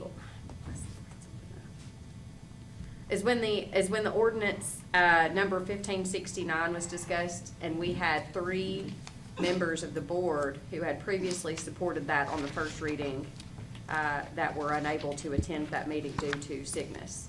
And I was one of those members, which means I don't have a vote yay or nay. But since we have a parliamentarian here, I would like to make a motion to rescind that and for a revote.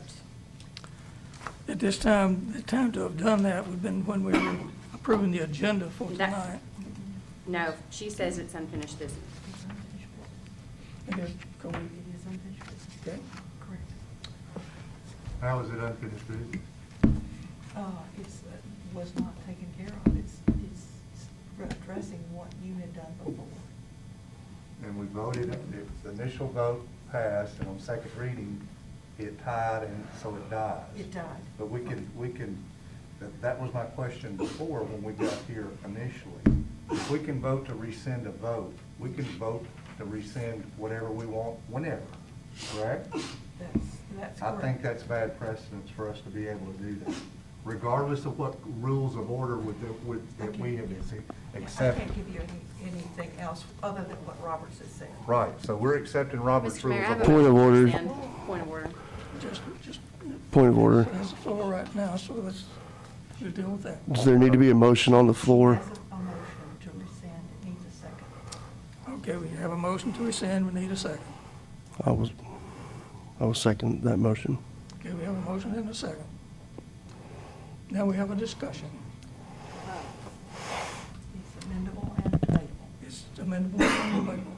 Ms. Holman? I will continue my debate. I can understand, we've decided that we're going to use this. In 13 years of me being on the board, we've never had this kind of situation where we would bring something up. If we're going to follow to Robert's Rules of Order to do this, that's the order that we're, the rules that we're using. We can go back and pull stuff out that we didn't like the vote on, correct? Unless something has been done that Enact- cannot be enacted. undone. So, I mean, If in your previous votes, nothing had been done, say it was voted on 4 years ago and nothing's been done, yes. But if you have accomplished something on that and instituted it, then no, you can't do that. well, in my opinion, and I'm no legal scholar or anything, that's setting up a bad precedent if we can do that. We still have a liquor license hanging over our head that we voted on, that nothing's been accomplished other than we're litigating it. We could go back and change that, correct? According to Robert's Rules of Order. See, that's why I have a problem with Robert's Rules of Order. Who is Roberts to be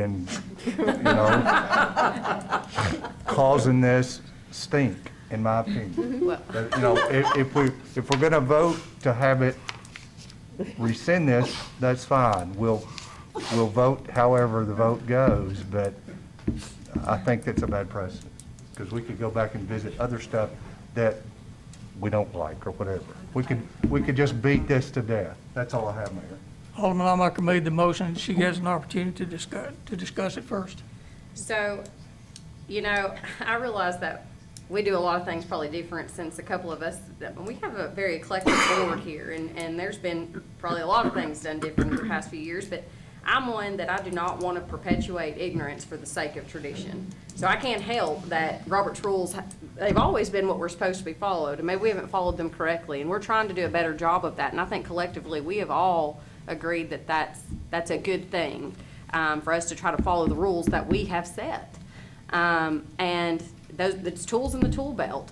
Now, I would like to give an explanation to the citizens as to why I want to bring this item back up, because it's not necessarily so much that I support or not support either way. I do believe that since it passed on the first reading 5-2, we had 3 aldermen that were not present at the last meeting. I felt like it was a little bit unfair to the citizens and to the rest of the board when it passed with such a majority. Everybody here knows I'm a capitalist. If it was up to me, I'd take the opposite approach of you. You could sell fireworks all year long. But that's just how I feel. And I realize that's why we have different people on the board that feel that way. And I just believe that the right thing to do is to allow this vote to take place when the board members are here that supported it in the first reading. You're only voting on the motion to accept the vote, not the ordinance. So it's just on the vote. Alderman Blackwell. I was a little frustrated when I saw how the vote happened with all of us being absent due to illness, family illness. But I do have concerns with us doing it today when Alderman McGee isn't here. And so I appreciate the motion made. I think if Alderman McGee here, I'd be probably very much in favor of it. I'm still not quite sure where I'm at this point. Because I do think that it was, I'm trying to find the right word to say, but I thought it was a misrepresentation of what the board as a whole felt the way the vote went last time. I read the comments in the news and all of that, and I agree that, you know, the board had voted 5-2 in support of it before. I'd like to see it come when all 7 are here, though, I think. So may I ask our parliamentarian a question? Just one moment. Yes, I'll get to you. Did you have another question? Did you have a question? Okay. Alderman Berry, go back to you. I agree with Alderman Blackwell, and it was something that I had planned on bringing up, but the argument was that we were lacking the full board at the time, and so that is why I did not make the motion tonight, because I feel that to make that argument, we need the full board. My question to the parliamentarian is, we can back off this now and bring it up at the next, there's no time limit on a rescind, correct? No. And if it's not previously on the agenda already, then it takes a 2/3 majority. But if it does make it onto an agenda, it's just a simple majority, correct? That's correct. However, the motion has been placed in the hands of the body that's here. Am I able to withdraw my second? Well, may I ask one more question? No. May I ask one more question? So on a motion to rescind, does that take a 2/3 majority or just a quorum?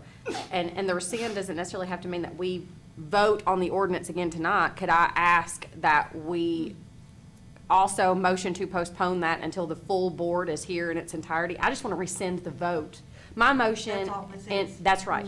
My motion is simply for a majority, in hopes that a majority of the board will rescind the last vote that was taken, not necessarily for us to take back up the ordinance tonight.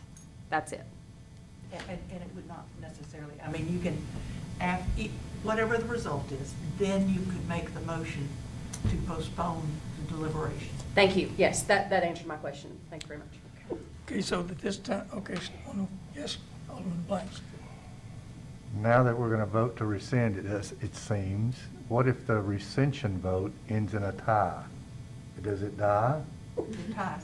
I mean, it dies. It dies. But It dies. we can keep rescinding till the Lord comes back, correct? Once something is done, if you have rescinded, if it dies again, it would be very difficult to bring it, not that it couldn't be, but it would be very difficult. It can be brought back, yes or no? Yes. That's my problem with it. We could rescind forever if we didn't like something. That's a problem. That's a good, may I ask that, so if the rescission vote was a no tonight, and I'm just asking out of, because I'm trying to They'll probably bring it understand, back again. Could it be brought up again after that? Because I'm just trying to make sure that I'm clear with this whole process. So if this got voted down like 5-1 or something as a no for the rescission, could this be brought up later? It can. Okay. But the fact that you have an odd number, that I think that you're not going to have a tie. Right. And if. Well, and she's here, and our board in its entirety, yeah. Right. If you wanted it to be addressed by the full complement, but that's kind of a risky thing. I mean, it's no sure that you won't have a member out at the next one. So in the interest of getting on with business, I think that it would be better if you go ahead and rescind it and discuss it tonight. But if you don't want to do that, then she can, whatever the outcome, however, if it's voted not to rescind, it's not there. And to Jimmy's point, I think just hearing that entire process in its entirety, if the whole point of using Robert's Rules of Order is to speed along these meetings so that we're not here till 8:30, and we're bringing up things from 1997, that is frustrating. I can Yeah, see- I can see what that's a you mean by big that. problem with me and Robert's Rules of I Order. understand that. He may have been very smart about 99.9% of things. This is a problem, in my opinion. Alderman Blackwell. I think what we're speaking to, though, at this moment, I honestly wish that we had just waited till the full board was here. But I think when we're talking about, I hear your frustration. I think, though, when we go in and discuss next study session about what what are they, what are the words? Procedures, policies and procedures for our board. That's when we say, we put a time limit, or we do whatever's next, because we can do that, because if I'm correct, and somebody tell me if I'm, our codes will come before Robert's rules. Absolutely. So I think that is a good point. At this point, I see that, that we do have the ability still to rescind, because that hasn't been put into place, which means that I think that we should all be really thinking about that next meeting and be comprehensive when we come in here with what we want to see happen. Sorry. You had something, Alderman Walker? Yeah, so, again, just clarifying to the board, my motion to rescind is just on the previous vote. I am hoping that we will take up this ordinance and have a future motion to postpone it until the full board is here in its entirety. Let you have another question. Daniel? Clarification, it would take 4 people tonight to vote yay to that, correct? To rescind. To rescind, so 4 would have to vote yes. And then we can just immediately postpone until a next meeting to The mayor bring, recognizes you. Yes, that's right. or we could just, so it could just vote, move on, and then next meeting, if it's not on the agenda, somebody can add it. Well, Correct. the normal process is if you have voted to rescind the motion, the vote for the motion, then it immediately comes back into play. If it is approved. If it is not approved, of course it dies, and that's, it stands as being canceled, or the vote to rescind does not stand, excuse me. I too was very, it opens a floodgate, right? But one of the things that we do need to do is define our policies. But also, I think the fact that it takes a 2/3 majority of the vote to rescind something like this, it's a pretty strong statement from the board that what happened previously was not the will of the board. I was pretty disappointed in how it played out. And I think that situation was taken advantage of. And when the full board is here, I will vote to rescind tonight in hopes that when the full board is here, we rectify a wrong. Addressing your, I'm finished. Alderman Walker, you had another comment? Yeah, last comment, Mr. Mayor, thank you very much. So the importance of this is that we all want to recognize that each and every one of us individually have a very important vote. And whether you agree or disagree with this ordinance, it's out of respect for every individual member on this board. And that's the reason I made that motion to rescind. I'll make only one comment, and that is with the previous board, with the previous meeting, we followed rather explicitly the rules. That's the way it came down. We followed the rules.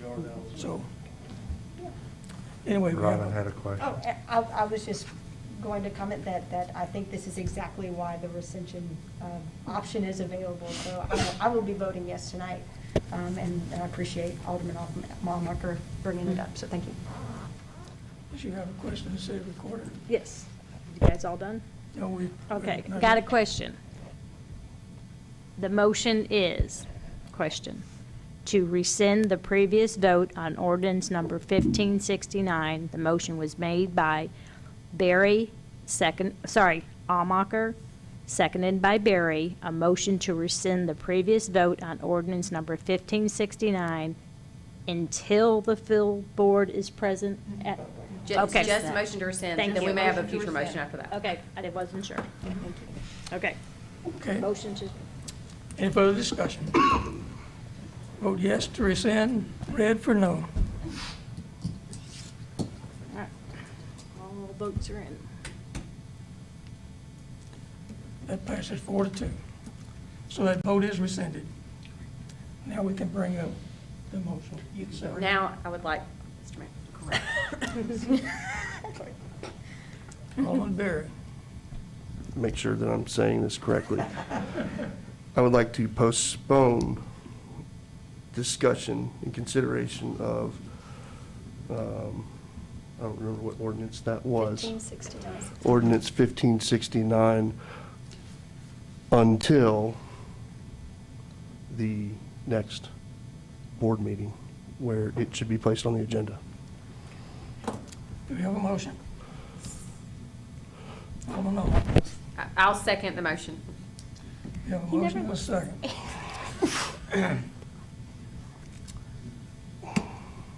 Is there any discussion? This is on the actual changing the ordinance on the sale of fireworks and use of fireworks. Alderman Blackwell. So the motion, I'm just going to clarify for myself because I think my question may be answered.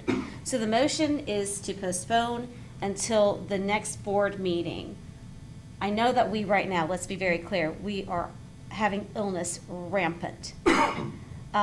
And so I do want to move things along. I wonder, though, if that were to come to that next meeting, and if, say, I have COVID, they do, what happens at that point? It's considered. It's, okay. It's just like it was 2 weeks ago when 3 of y'all were not here. Okay. Maybe Are we going to defer that because the whole board's not here? How are we going to handle that? Well, and so one of the things that I hope that will happen when we, is somehow that we can think of how we can offer the professional courtesy to each other when that happens. If the postponement or whatever makes sense, then maybe it does, because this isn't something that would even come into play until June. You mentioned as a courtesy to others, but we have to be careful that extending courtesies at the expense of not following the rules. We have explicitly, last meeting, followed the rules. Right. No misunderstanding on that. Okay. And Yes, Alderman Almacher. we are explicitly following the rules as well right now. I want to make that point very clear. But I do have another question for our parliamentarian, if I may. Sure. So is there a limit, because talking about professional courtesies, let's say we come into a situation like this again in the future where we have several missing. Is there a limit to how many times you can postpone something that's been on an agenda? If you were postponing it to the next meeting, it's taken up at that meeting. And I assume that it gets on the calendar, it is up for discussion, and someone else could postpone it again. And I cannot speak to your professional courtesies. I can only speak to you about process. So I know that Roberts even speaks to the overuse of rescinding. So I think that that decision is going to have to be from where you all speak to the situation. Can you make, okay, is this allowable? Can you make a motion, like if Mr. Berry was to make his motion right now, where we only take this up, we don't take this up until we have a full board present? can we make that as a condition of this motion? Like, we will not take up motion, or the ordinance number 1569 until the entire board is present at the next possible meeting. Like, can you do that? You can phrase it like that. You can put that on your motion to postpone. May I make a motion to amend, or does he have to make the motion to amend? So right now, it's in the hands of the board, because you've moved, he seconded it, and the mayor has stated it. So we are now in a motion that you could amend if he recognizes you. You're recognized. Yeah, thank you. I think my colleague would like to speak, so Mr. Mayor, would you recognize Mr. Berry? You're recognized, Mr. Berry. So I did the motion to postpone until the next meeting because I won't vote again to rescind on the same thing, and I do believe that we need to make a decision, and I understand that not life happens, and it is entirely possible that we get into a situation that we were in 2 weeks ago, but I also believe that we don't want to be in the habit of postponing things until the time is convenient. So on this, I hated rescinding it at all because it opens the gate, but I also, we rescinded it. I think that we made a statement together as a board when we did that. And so me personally, I'm willing to roll the dice on everybody's health at the next meeting.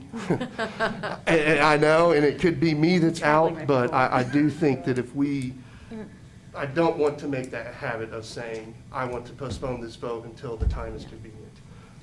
And so I would vote no to an amendment of that nature. We just all need to stay away from everybody as much as possible and try to stay healthy. But I don't want to abuse the rules. And I feel that would abuse the rules. Alderman Lawmacher. Yes, sir, thank you very much. And understood you were going to make a motion to amend, but you deferred to Alderman Berry. I will take Alderman Berry's comments under advisement, and I will not make a motion to amend. I support the motion as previously stated. Okay. Alderman Blanks. Mayor, as far as procedurally goes, last meeting we followed procedurally correctly, legally. The votes fell where they may. The two that voted in opposition did not change the way they felt from the original meeting. The way it's going to fall out tonight is this is going to pass in the affirmative. And this is just how the legislative body works. Sometimes you have the vote, sometimes you don't. You know, regardless of who's here or who's not here, if we keep trying to put it off or whatever to get everybody here, you know, if we wait till another meeting, you know, COVID could strike 3 more of us. We could be chasing our tails, but this is how politics works. Sometimes you have the votes, sometimes you don't. Regardless of how it looked, you know, last time you could have gotten up and left the meeting and we wouldn't have had a quorum. That would have been a way to quash how things work. This is how things work in a meeting. So last time you didn't have votes, you know, it ties, it dies. We found an arcane rule out of Roberts to where we can rescind stuff, and that's what's going to happen tonight. That's just how it works. We won't have the votes, I don't think. That's all I have right now. Yes, Alderman.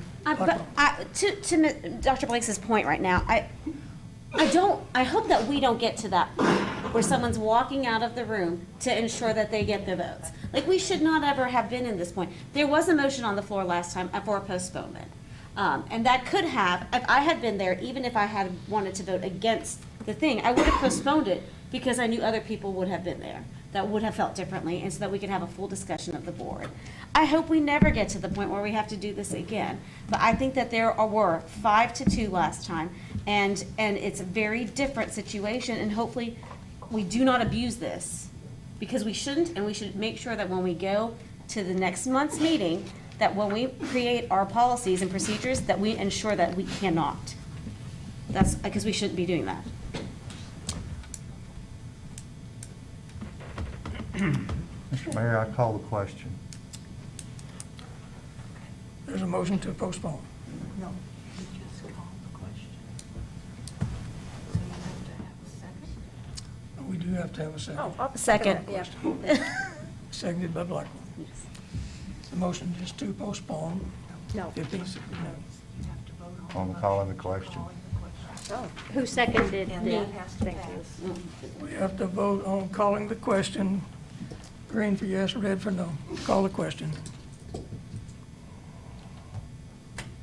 And that passes 6-0. Now, it goes to the, To the motion to postpone. Now we're back to the motion to postpone. Wait. Oh, I'm Yeah. sorry. With no further debate. Motion to postpone until the next board meeting. Everyone voted. We got one. Passes 4-2. We'll have that on the agenda next time, next board meeting. Oh, thank you for being here tonight. You're welcome.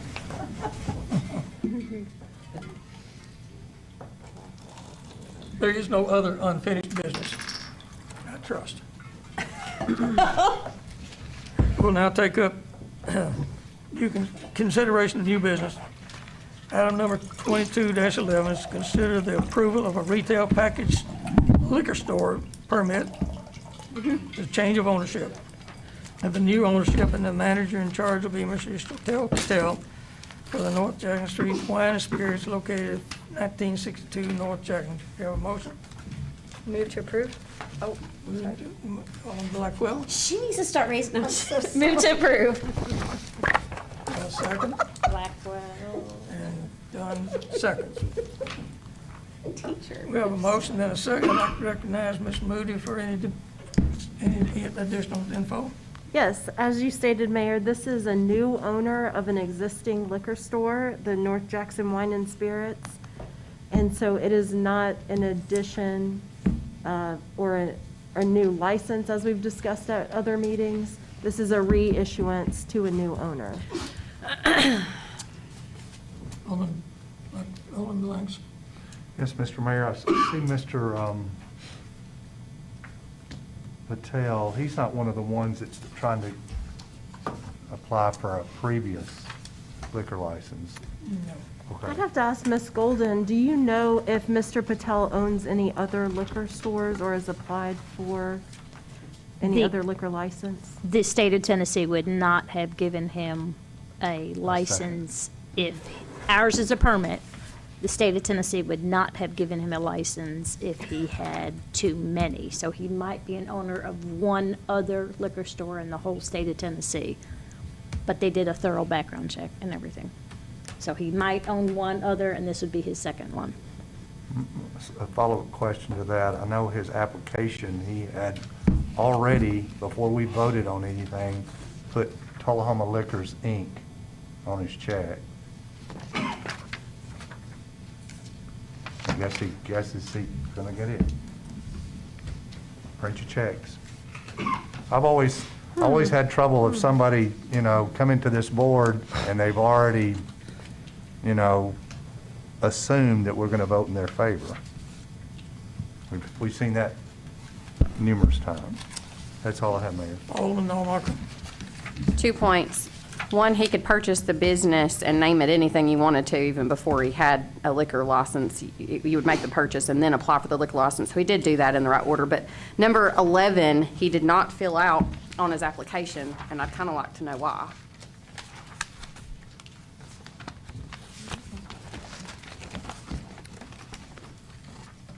Give the name of the former operator.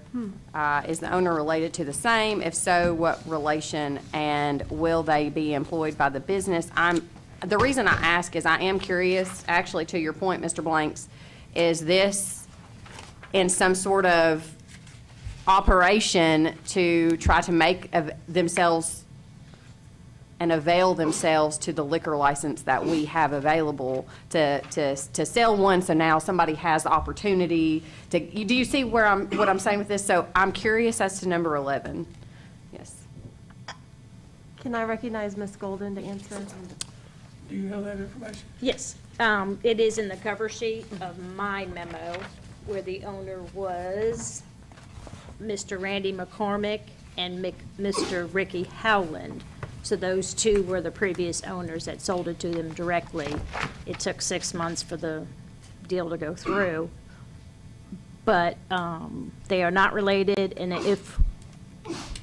will they be employed? I don't know.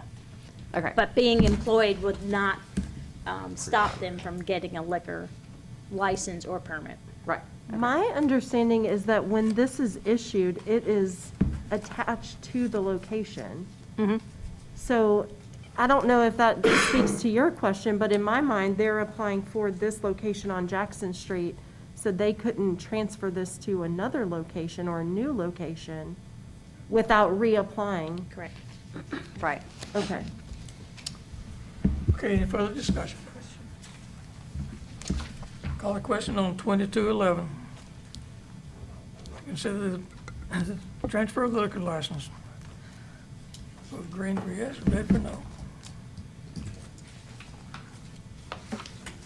Point of order, Mayor. You don't have to call the question on a vote like that, That's do correct. you? That's Okay. correct. And that passes 6-0.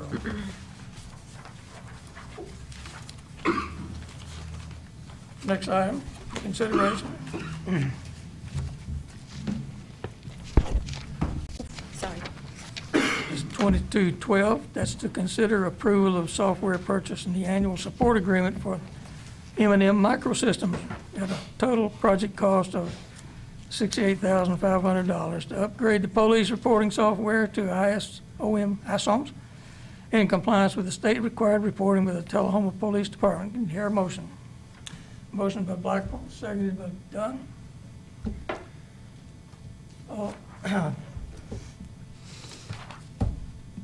Ms. Moody? City Administrator, for your comments. Thank you. M&M Microsystems is the current vendor, software vendor for the Tullahoma Police Department for their records management system.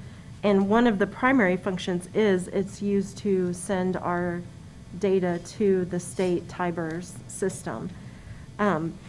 We found out probably a little less than 2 years ago that the current system called WinSoms was no longer going to be supported, and they were moving to a web-based system called ISOMs.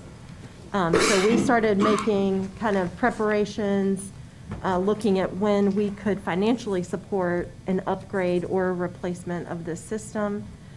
Chief Williams has requested that we stay with the same vendor and have an upgrade to their new ISOMs. We feel like this will ensure that all of our historical data that's within that system will fully convert into the new system, and just feel comfortable with this vendor. We've liked their reporting options that they offer. And so we're just asking for your approval or consideration of this upgrade. Alderman Blackwell, Alderman McGee, Alderman. Okay, no problem. I have no problem voting for an upgrade to your system. I just am not sure that this, I mean, I guess maybe this is what the county jail is using. Is that why we're looking at this? Because if you look at the product and the attached are the features, including in the SO, most of them they really look like they're for jail management. Booking, commissary, lineup, jail incidents, prescriptions, property, relationships, visitation, work release. We don't need any of that here in the city of Telehoma. And so if that's what this is geared more towards, are we sure that this is actually the best system for Telehoma? Sure. And Chief Williams is happy to speak to some of the specifics of the reporting software. But I can tell you, it is created for law enforcement agencies, and so it is used by a large number of sheriff's departments. as well as municipal agencies. I don't know if you have anything.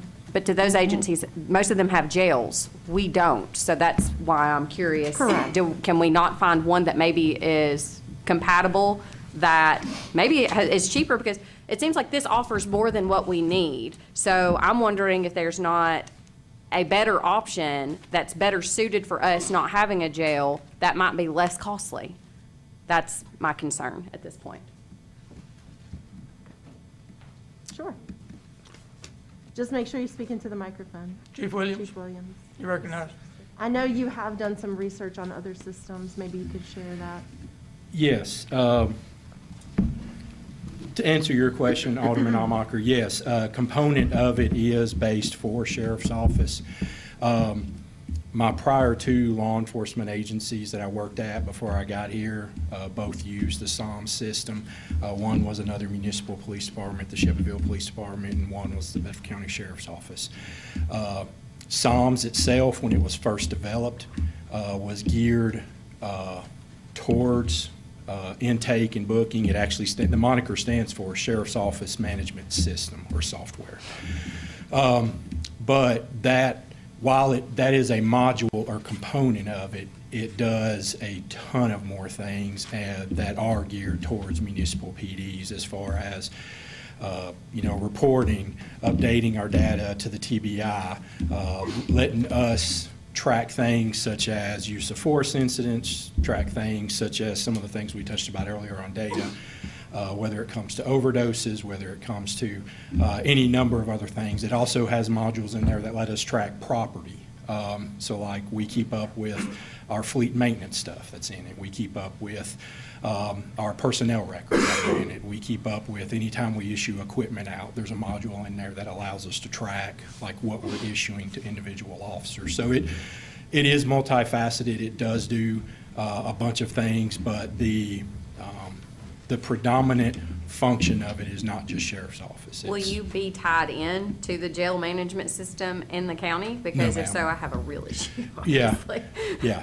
No, ma'am. It's separate. It's a separate entity. It's all of our data that we collect and everything we do resides with us in-house. And did you look at other, I mean, you said you did research, so what other systems are available, and did you do kind of a cost comparison? Is there any way we can see any of that data? I don't have any of that data here in front of me. I would be more than happy to, get whatever the board wills or get whatever you would request. I guess our thing is we've been operating with the M&M software platform for 15 plus years now. Miss Rosie Barnes, one of our most vested employees, has even the data that she has put into it and the things that she has kept up with in it. We even have law enforcement agencies coming from other places to look and see how she does things because it is capable of doing a lot of things. So it's just the one that we feel most comfortable with. We've got over 15 years of data already put into this system, so we definitely want to ensure that we don't lose anything in translation. So it's kind of based on where we are at with it. This is the system we would like to keep. So we already have this system? Well, we have the Windows-based system, WinSoms, and they are no longer supporting that. They're going to internet-based. So it's we'll keep all of our database stuff, and it'll still have the features that we've come to use in it, but it also has additional stuff as far as tracking use of force stuff, tracking being able to print out data that's included to that. It even has some capabilities of what you alluded to earlier as far as the mapping capability, as far as some of the coordinates that you can put into it, so it'll track some of the stuff. Do we run the risk of losing, what you're telling me is we run the risk of losing your current data if we go to another system that may not be compatible? Yes, I think that's always a possibility. Okay. Yes, ma'am. All right, thank you. Thank you, Chief. Any other question? Any other comment? Any other debate? We're ready to vote on 2212. Green for yes and red for no.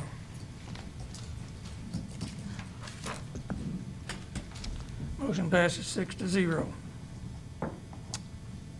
Yes, Alderman Blackwell. Point of personal privilege. Go to his bathroom.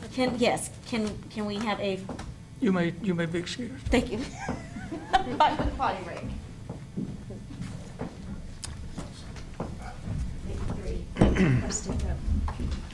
Okay, we have a item number 2213. 2213 is to consider approval of trade-in and purchase agreement between Tullahoma Police Department and GT Distributors, resulting in the exchange of current service weapons and seized weapons valued at $25,894.50 to receive new department service weapons of equal value for the Tullahoma Police Department. We get a motion. Motion on the floor. I'll motion that. Have a motion on the floor, and we need a second. Have a second. We have a motion and a second. Now, I'd like to recognize Ms. Moody for any comments. Point of order, Mr. Mayor. Yes. Can we, this may be something that Alderman Blackwell needs to hear. Can we pause until she comes back? This will not be a normal practice. We'll continue business. Okay. Trying to stick with rules on that as well. Okay, we have a motion and a second. I'd like to recognize Ms. Moody for any Okay, comments thank to you, make. Mayor. I would like to recognize Chief Williams to talk about, I know this item is something that you've put together tonight, and I'd like to let you describe it.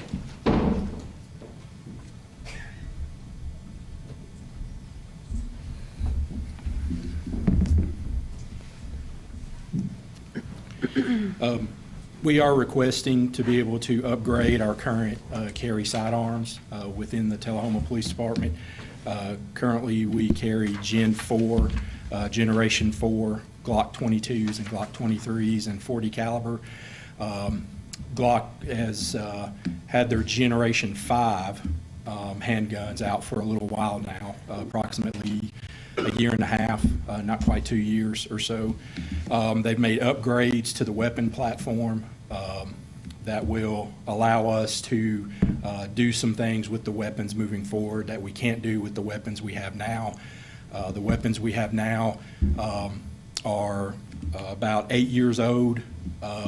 There's no real consensus on best practice when it comes to at what point in a cycle do you get rid of a duty weapon.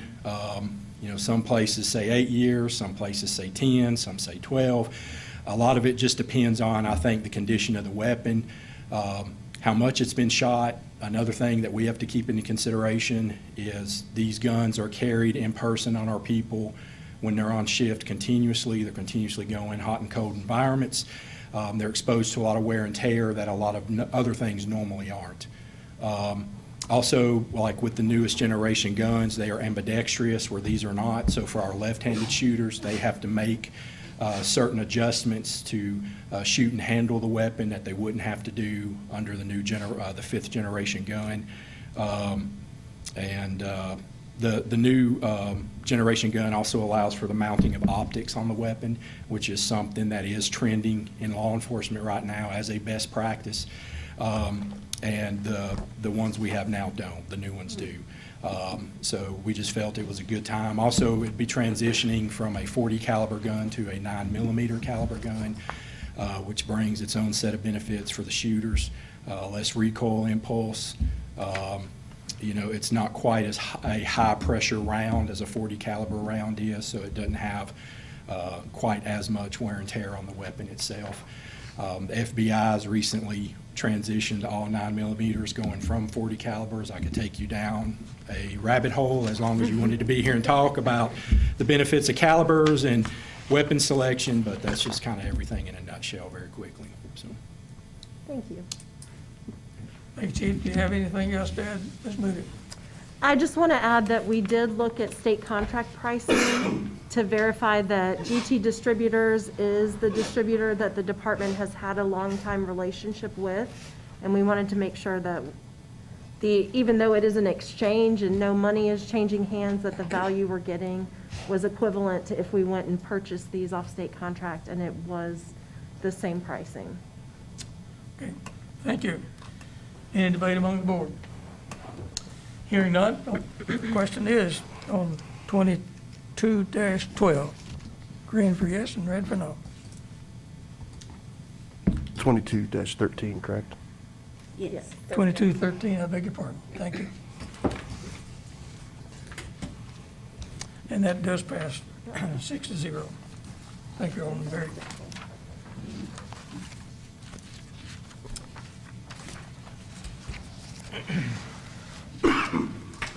We have another ordinance issue to take tonight, 1571, an ordinance of the City of Tullahoma to repeal and replace in its entirety Title 21007. That's for the animal control and shelter fees in its entirety. That's in Chapter 10 of the Comprehensive Schedule of Fees and Charges. That's effective, it'll become effective April 1, 2022, as shown in Exhibit A. That was in your packet. You had an opportunity to review those changes in the animal adoption fees, et cetera. Get a motion on the floor. Motion from Blackwell, and a second from Dunn. Second from Dunn. And I'll also refer this to Ms. Moody for discussion. Yes, the animal shelter fees are in our municipal code under the comprehensive schedule of fees and charges. And we're asking for your consideration that we increase some of these fees so that they are closer to what our actual expenses are related to each animal. So, for example, our current adoption fee is $10 per animal, but our average veterinary bill is closer to $125 an animal. And of course, it's going to depend on their specific condition and what types of vaccinations they might need. So sometimes the cost is more, sometimes it's less. But if tonight we're asking if you could look at increasing that adoption fee up to $100 so that it is closer to what our actual expenses are. And then similarly, a couple of the other fees related to maintenance of the animals, care of the animals, increase those. And then Chief Williams has provided some additional information from surrounding area animal control shelters, so you could see what their adoption fees are. And we're staying right in line with what a lot of other shelters are charging for adoptions. Discussion, Alderman Amaker? Yes. Okay, so I think that one of the problems that I have with this is, you know, we're going from $10 to $100. You're more than, I mean, that's, you know, 1,000% here. And looking at I think we need to focus more on volume than we do on dollar signs. And I think maybe we would be able to adopt more dogs if we had better business hours at the center. I still think they're only open, there's only people there from like 10 to 2. I still get some complaints about the hours, but not necessarily the service. The service is great, it's just the hours. And I don't see being able to increase this from $10 to $100. And you said the average, which doesn't mean that every dog is costing us $125. You're saying the average is, and we don't really know, you know, there may not be any costs, you know, for some dogs. And so, I mean, you're over doubling some of these things, and then, you know, 1,000%ing this. I would like to make a motion to amend this. I think that $100 is exorbitant when you're going from 10 to 100. I would, you know, go somewhere in the middle. I see that Coffee County Animal Control is $50. Manchester Animal Control, though, is $100. But all of the other places, even to Williamson County in Franklin, $50 to $85. You know, $65 Bedford County, $46 in Franklin County. So I'd like to kind of meet somewhere upwards of in the middle. I would increase it by $50. I'd like to make a motion to amend this Title 20, Chapter 10, the pickup fee. I'm sorry, not the pickup fee, the adoption fee, and rather than going from $10 per animal to increase that to $60 per animal. And that would be the only amendment to the ordinance number 1571. Second. I second that amendment. Okay, let's get clear, this specifically Specifically, the only thing I'm asking to change is in ordinance number 1571, I make a motion to amend the animal control and shelter fees that are proposed. Specifically, the type number 5, adoption fee, rather than going from $10 to $100, I'm proposing going from $10 to $60. Okay, you got that? And I seconded that. We got a second from Alderman Blanks. Okay, we have a motion and a second. Discussion from Alderman Blackwell. So I kind of am frustrated with the way we make a motion in a second, because I would like to have said why I would support the $100 and why I think it's an important amount, that we do not make this so that, we want people to adopt our dogs. We also want them to be prepared to adopt our dogs. And what I've heard from people is that what we'll see is, because it's $10, people will adopt the dogs and they'll see that same dog come back later. And I'm sure that Chief might have more actual data on it, but that's what I hear as a whole. We've also seen many emails coming in saying, hey, people aren't properly caring for our dogs. So we're having, if you look at I think it was I asked a question about it earlier. It was the fines and the pickup fees, how they're pretty low considering how many pickups they have to do. It has to be offset somewhere. I think if we keep it at $100, it's not still an exorbitant price. It's in line pretty much with most of them. And I think in general, I think it will make somebody think twice before they adopt a dog so that they're actually ready and prepared to do it. Okay, remember the motion that we have is the amendment. So that's why I was saying I'm not going to support the amendment. Alderman Blanks. A question for Ms. Moody. She may or may not be able to answer this question. How long has it been since we've raised our fees? Never? I didn't research back. Did you happen to? No. Okay. It's been a long time. I don't have a problem with 100. I just think going from a 10 to 100 is, maybe come back and revisit it a couple of years and go to 100, 115 or whatever. But to go from 10 to 100, I have a little bit of problem with that.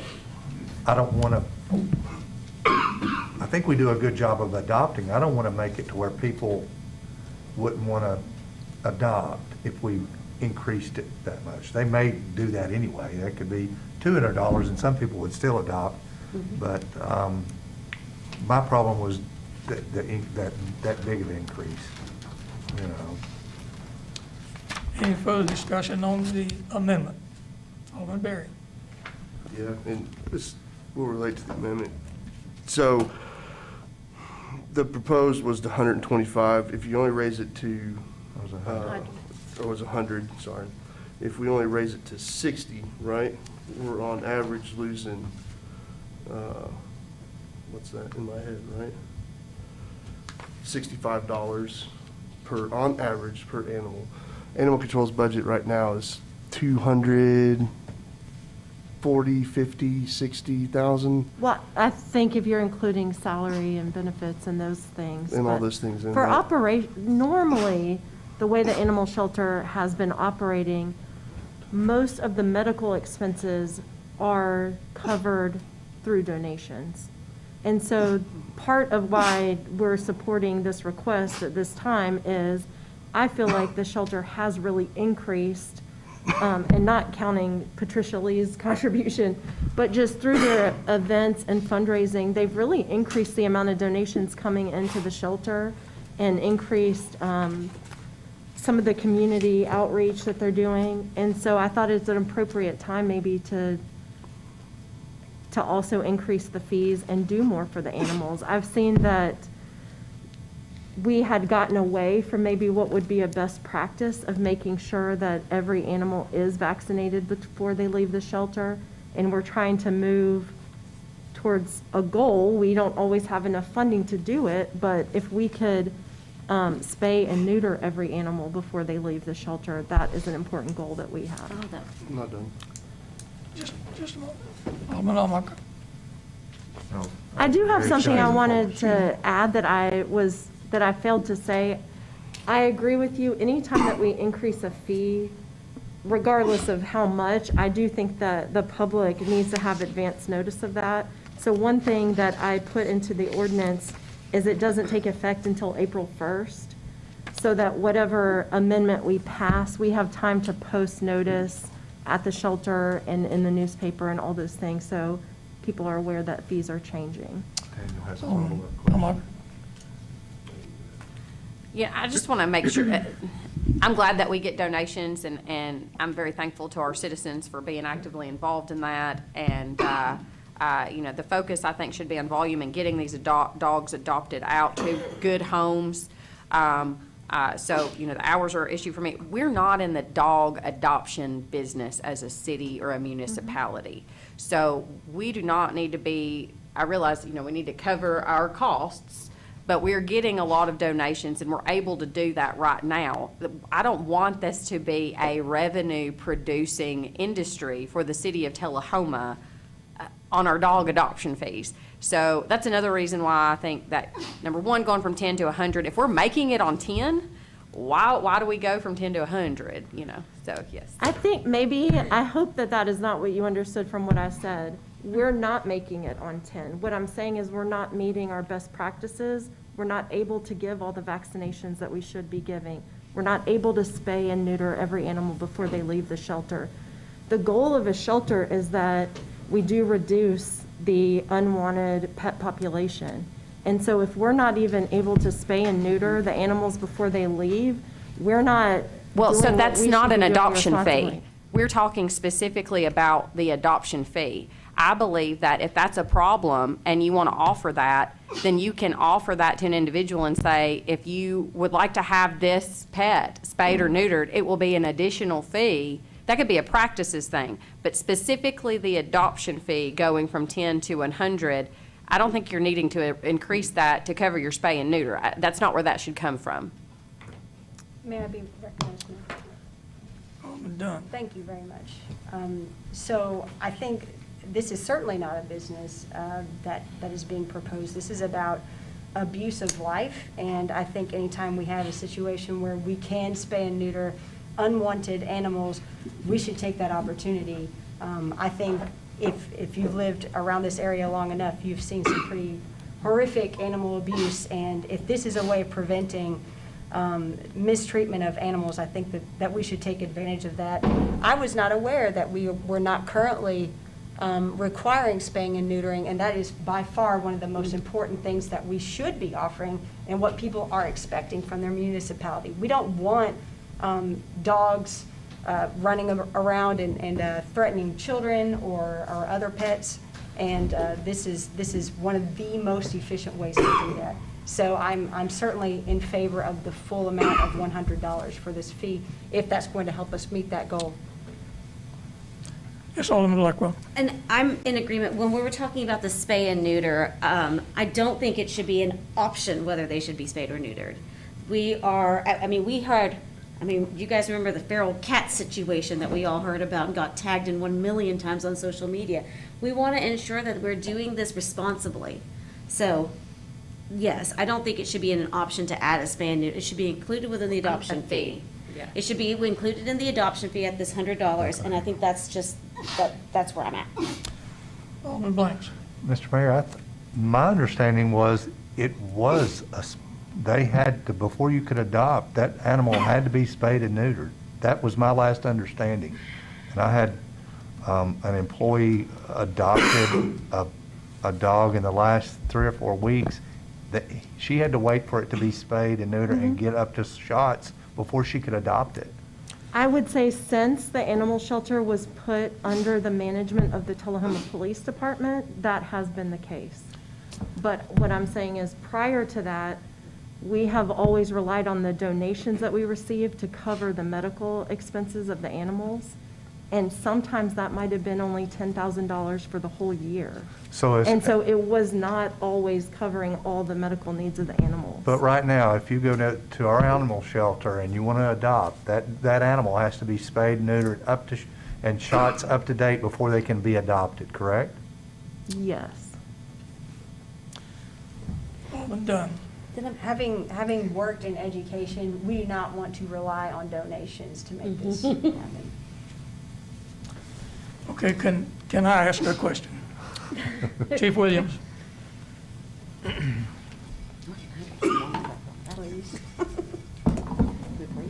Yes, sir. Before I come down and adopt a dog, I say I want that dog. How much is it gonna cost you, the city, the animal shelter, to prepare that dog for me to adopt it? As Ms. Moody alluded to earlier, it just depends on the condition of the animal when we got it. Some of the animals we pick up have been injured. Some of the animals are in pretty good shape. But regardless, we do spay and neuter the animals that once we go through the 5-day period, if nobody's claimed the animal, it then becomes our property. So we spay and neuter the animal. We make sure it has its rabies shots, its distemper, its parvo, it's all that stuff before we let an animal go out. And we also do that while they're in the shelter to try and prevent any outbreak of disease while they're in the shelter, because that could be catastrophic to what we have going on. So Can you give me a number? the approximate number that we come up with is about $125. But like I said, $125 to prepare an animal. Yeah, to Alderman Almacher's point a little bit, it just depends on the situation or the condition of the dog. But our vision and our goal moving forward, as has been discussed, is to prevent unwanted animals within the community. So, you know, we make sure any animal that leaves out is taken care of in that manner. Okay. Thank you, I appreciate your, didn't want to put you on the spot for that, but thought we needed a number. And I'm sorry, could I speak to one other point? Sure. Just to give some information to the board? Sure. In regards to like the $100 adoption fee, some of the things that we have talked about doing too at the shelter is like running events throughout the year. So like one of the things we've talked about is maybe having a special event like on July 4th where an adoption fee is $17.76, or doing some things like that to try, you know, if that ends up being too much for somebody, or that ends up, you know, having some opportunities to offer some other things out there. But that would kind of be at a limited basis throughout the year. So. Okay, thank you again. Is there any further discussion? Okay, the vote will be on the amendment to change the adoption fee and the other, one other fee. Just the adoption. Just the adoption fee. Okay, call the vote, green for the change in the adoption fee and red for no to change the adoption fee.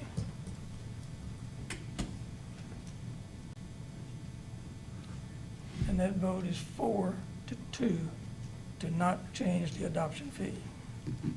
That's on the amendment. And we'll go back to the original motion, for which we have a motion and a second. Is there any further discussion on the original ordinance change? If not, we're ready to vote. Okay, hold on one second, sorry, not yet. I had it backwards. Yeah. Blanks and comma.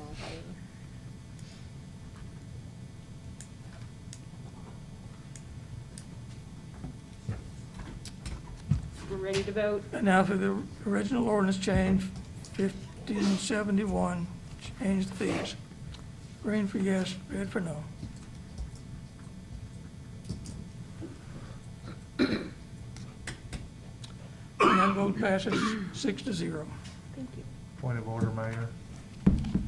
If we wanted to come back and rescind this vote later, we could, right? That's what I understand. Okay. Until we get No some further policies and questions. procedures in. Until April 1st, when it takes effect, then you can. Oh, yeah. There being no other new business, without objection, we'll be adjourned. And we'll call to order the beer board. Where is it? This time we'll hear public comments. Hearing no public comments, we'll go to the consent agenda. Consent agenda 22, BB02, minutes of the January 10th meeting. Your motion. Motion to approve by Blackwell, then seconded by Dunn. Yeah. And no discussion, vote green for red, green for yes and red for no.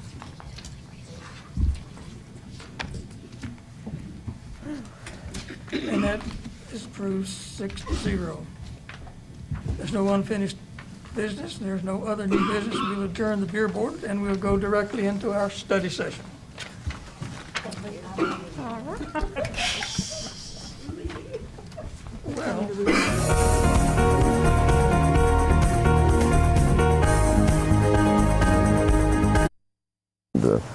The Sparks Hall of Fame. Yeah, his influence became really, really evident after his tragic death because social media was just filled with people who told just these heart-wrenching stories about how important he was to them. So I think he was a second father during the summer to a lot of kids. So I'll remind people once again that they can watch this induction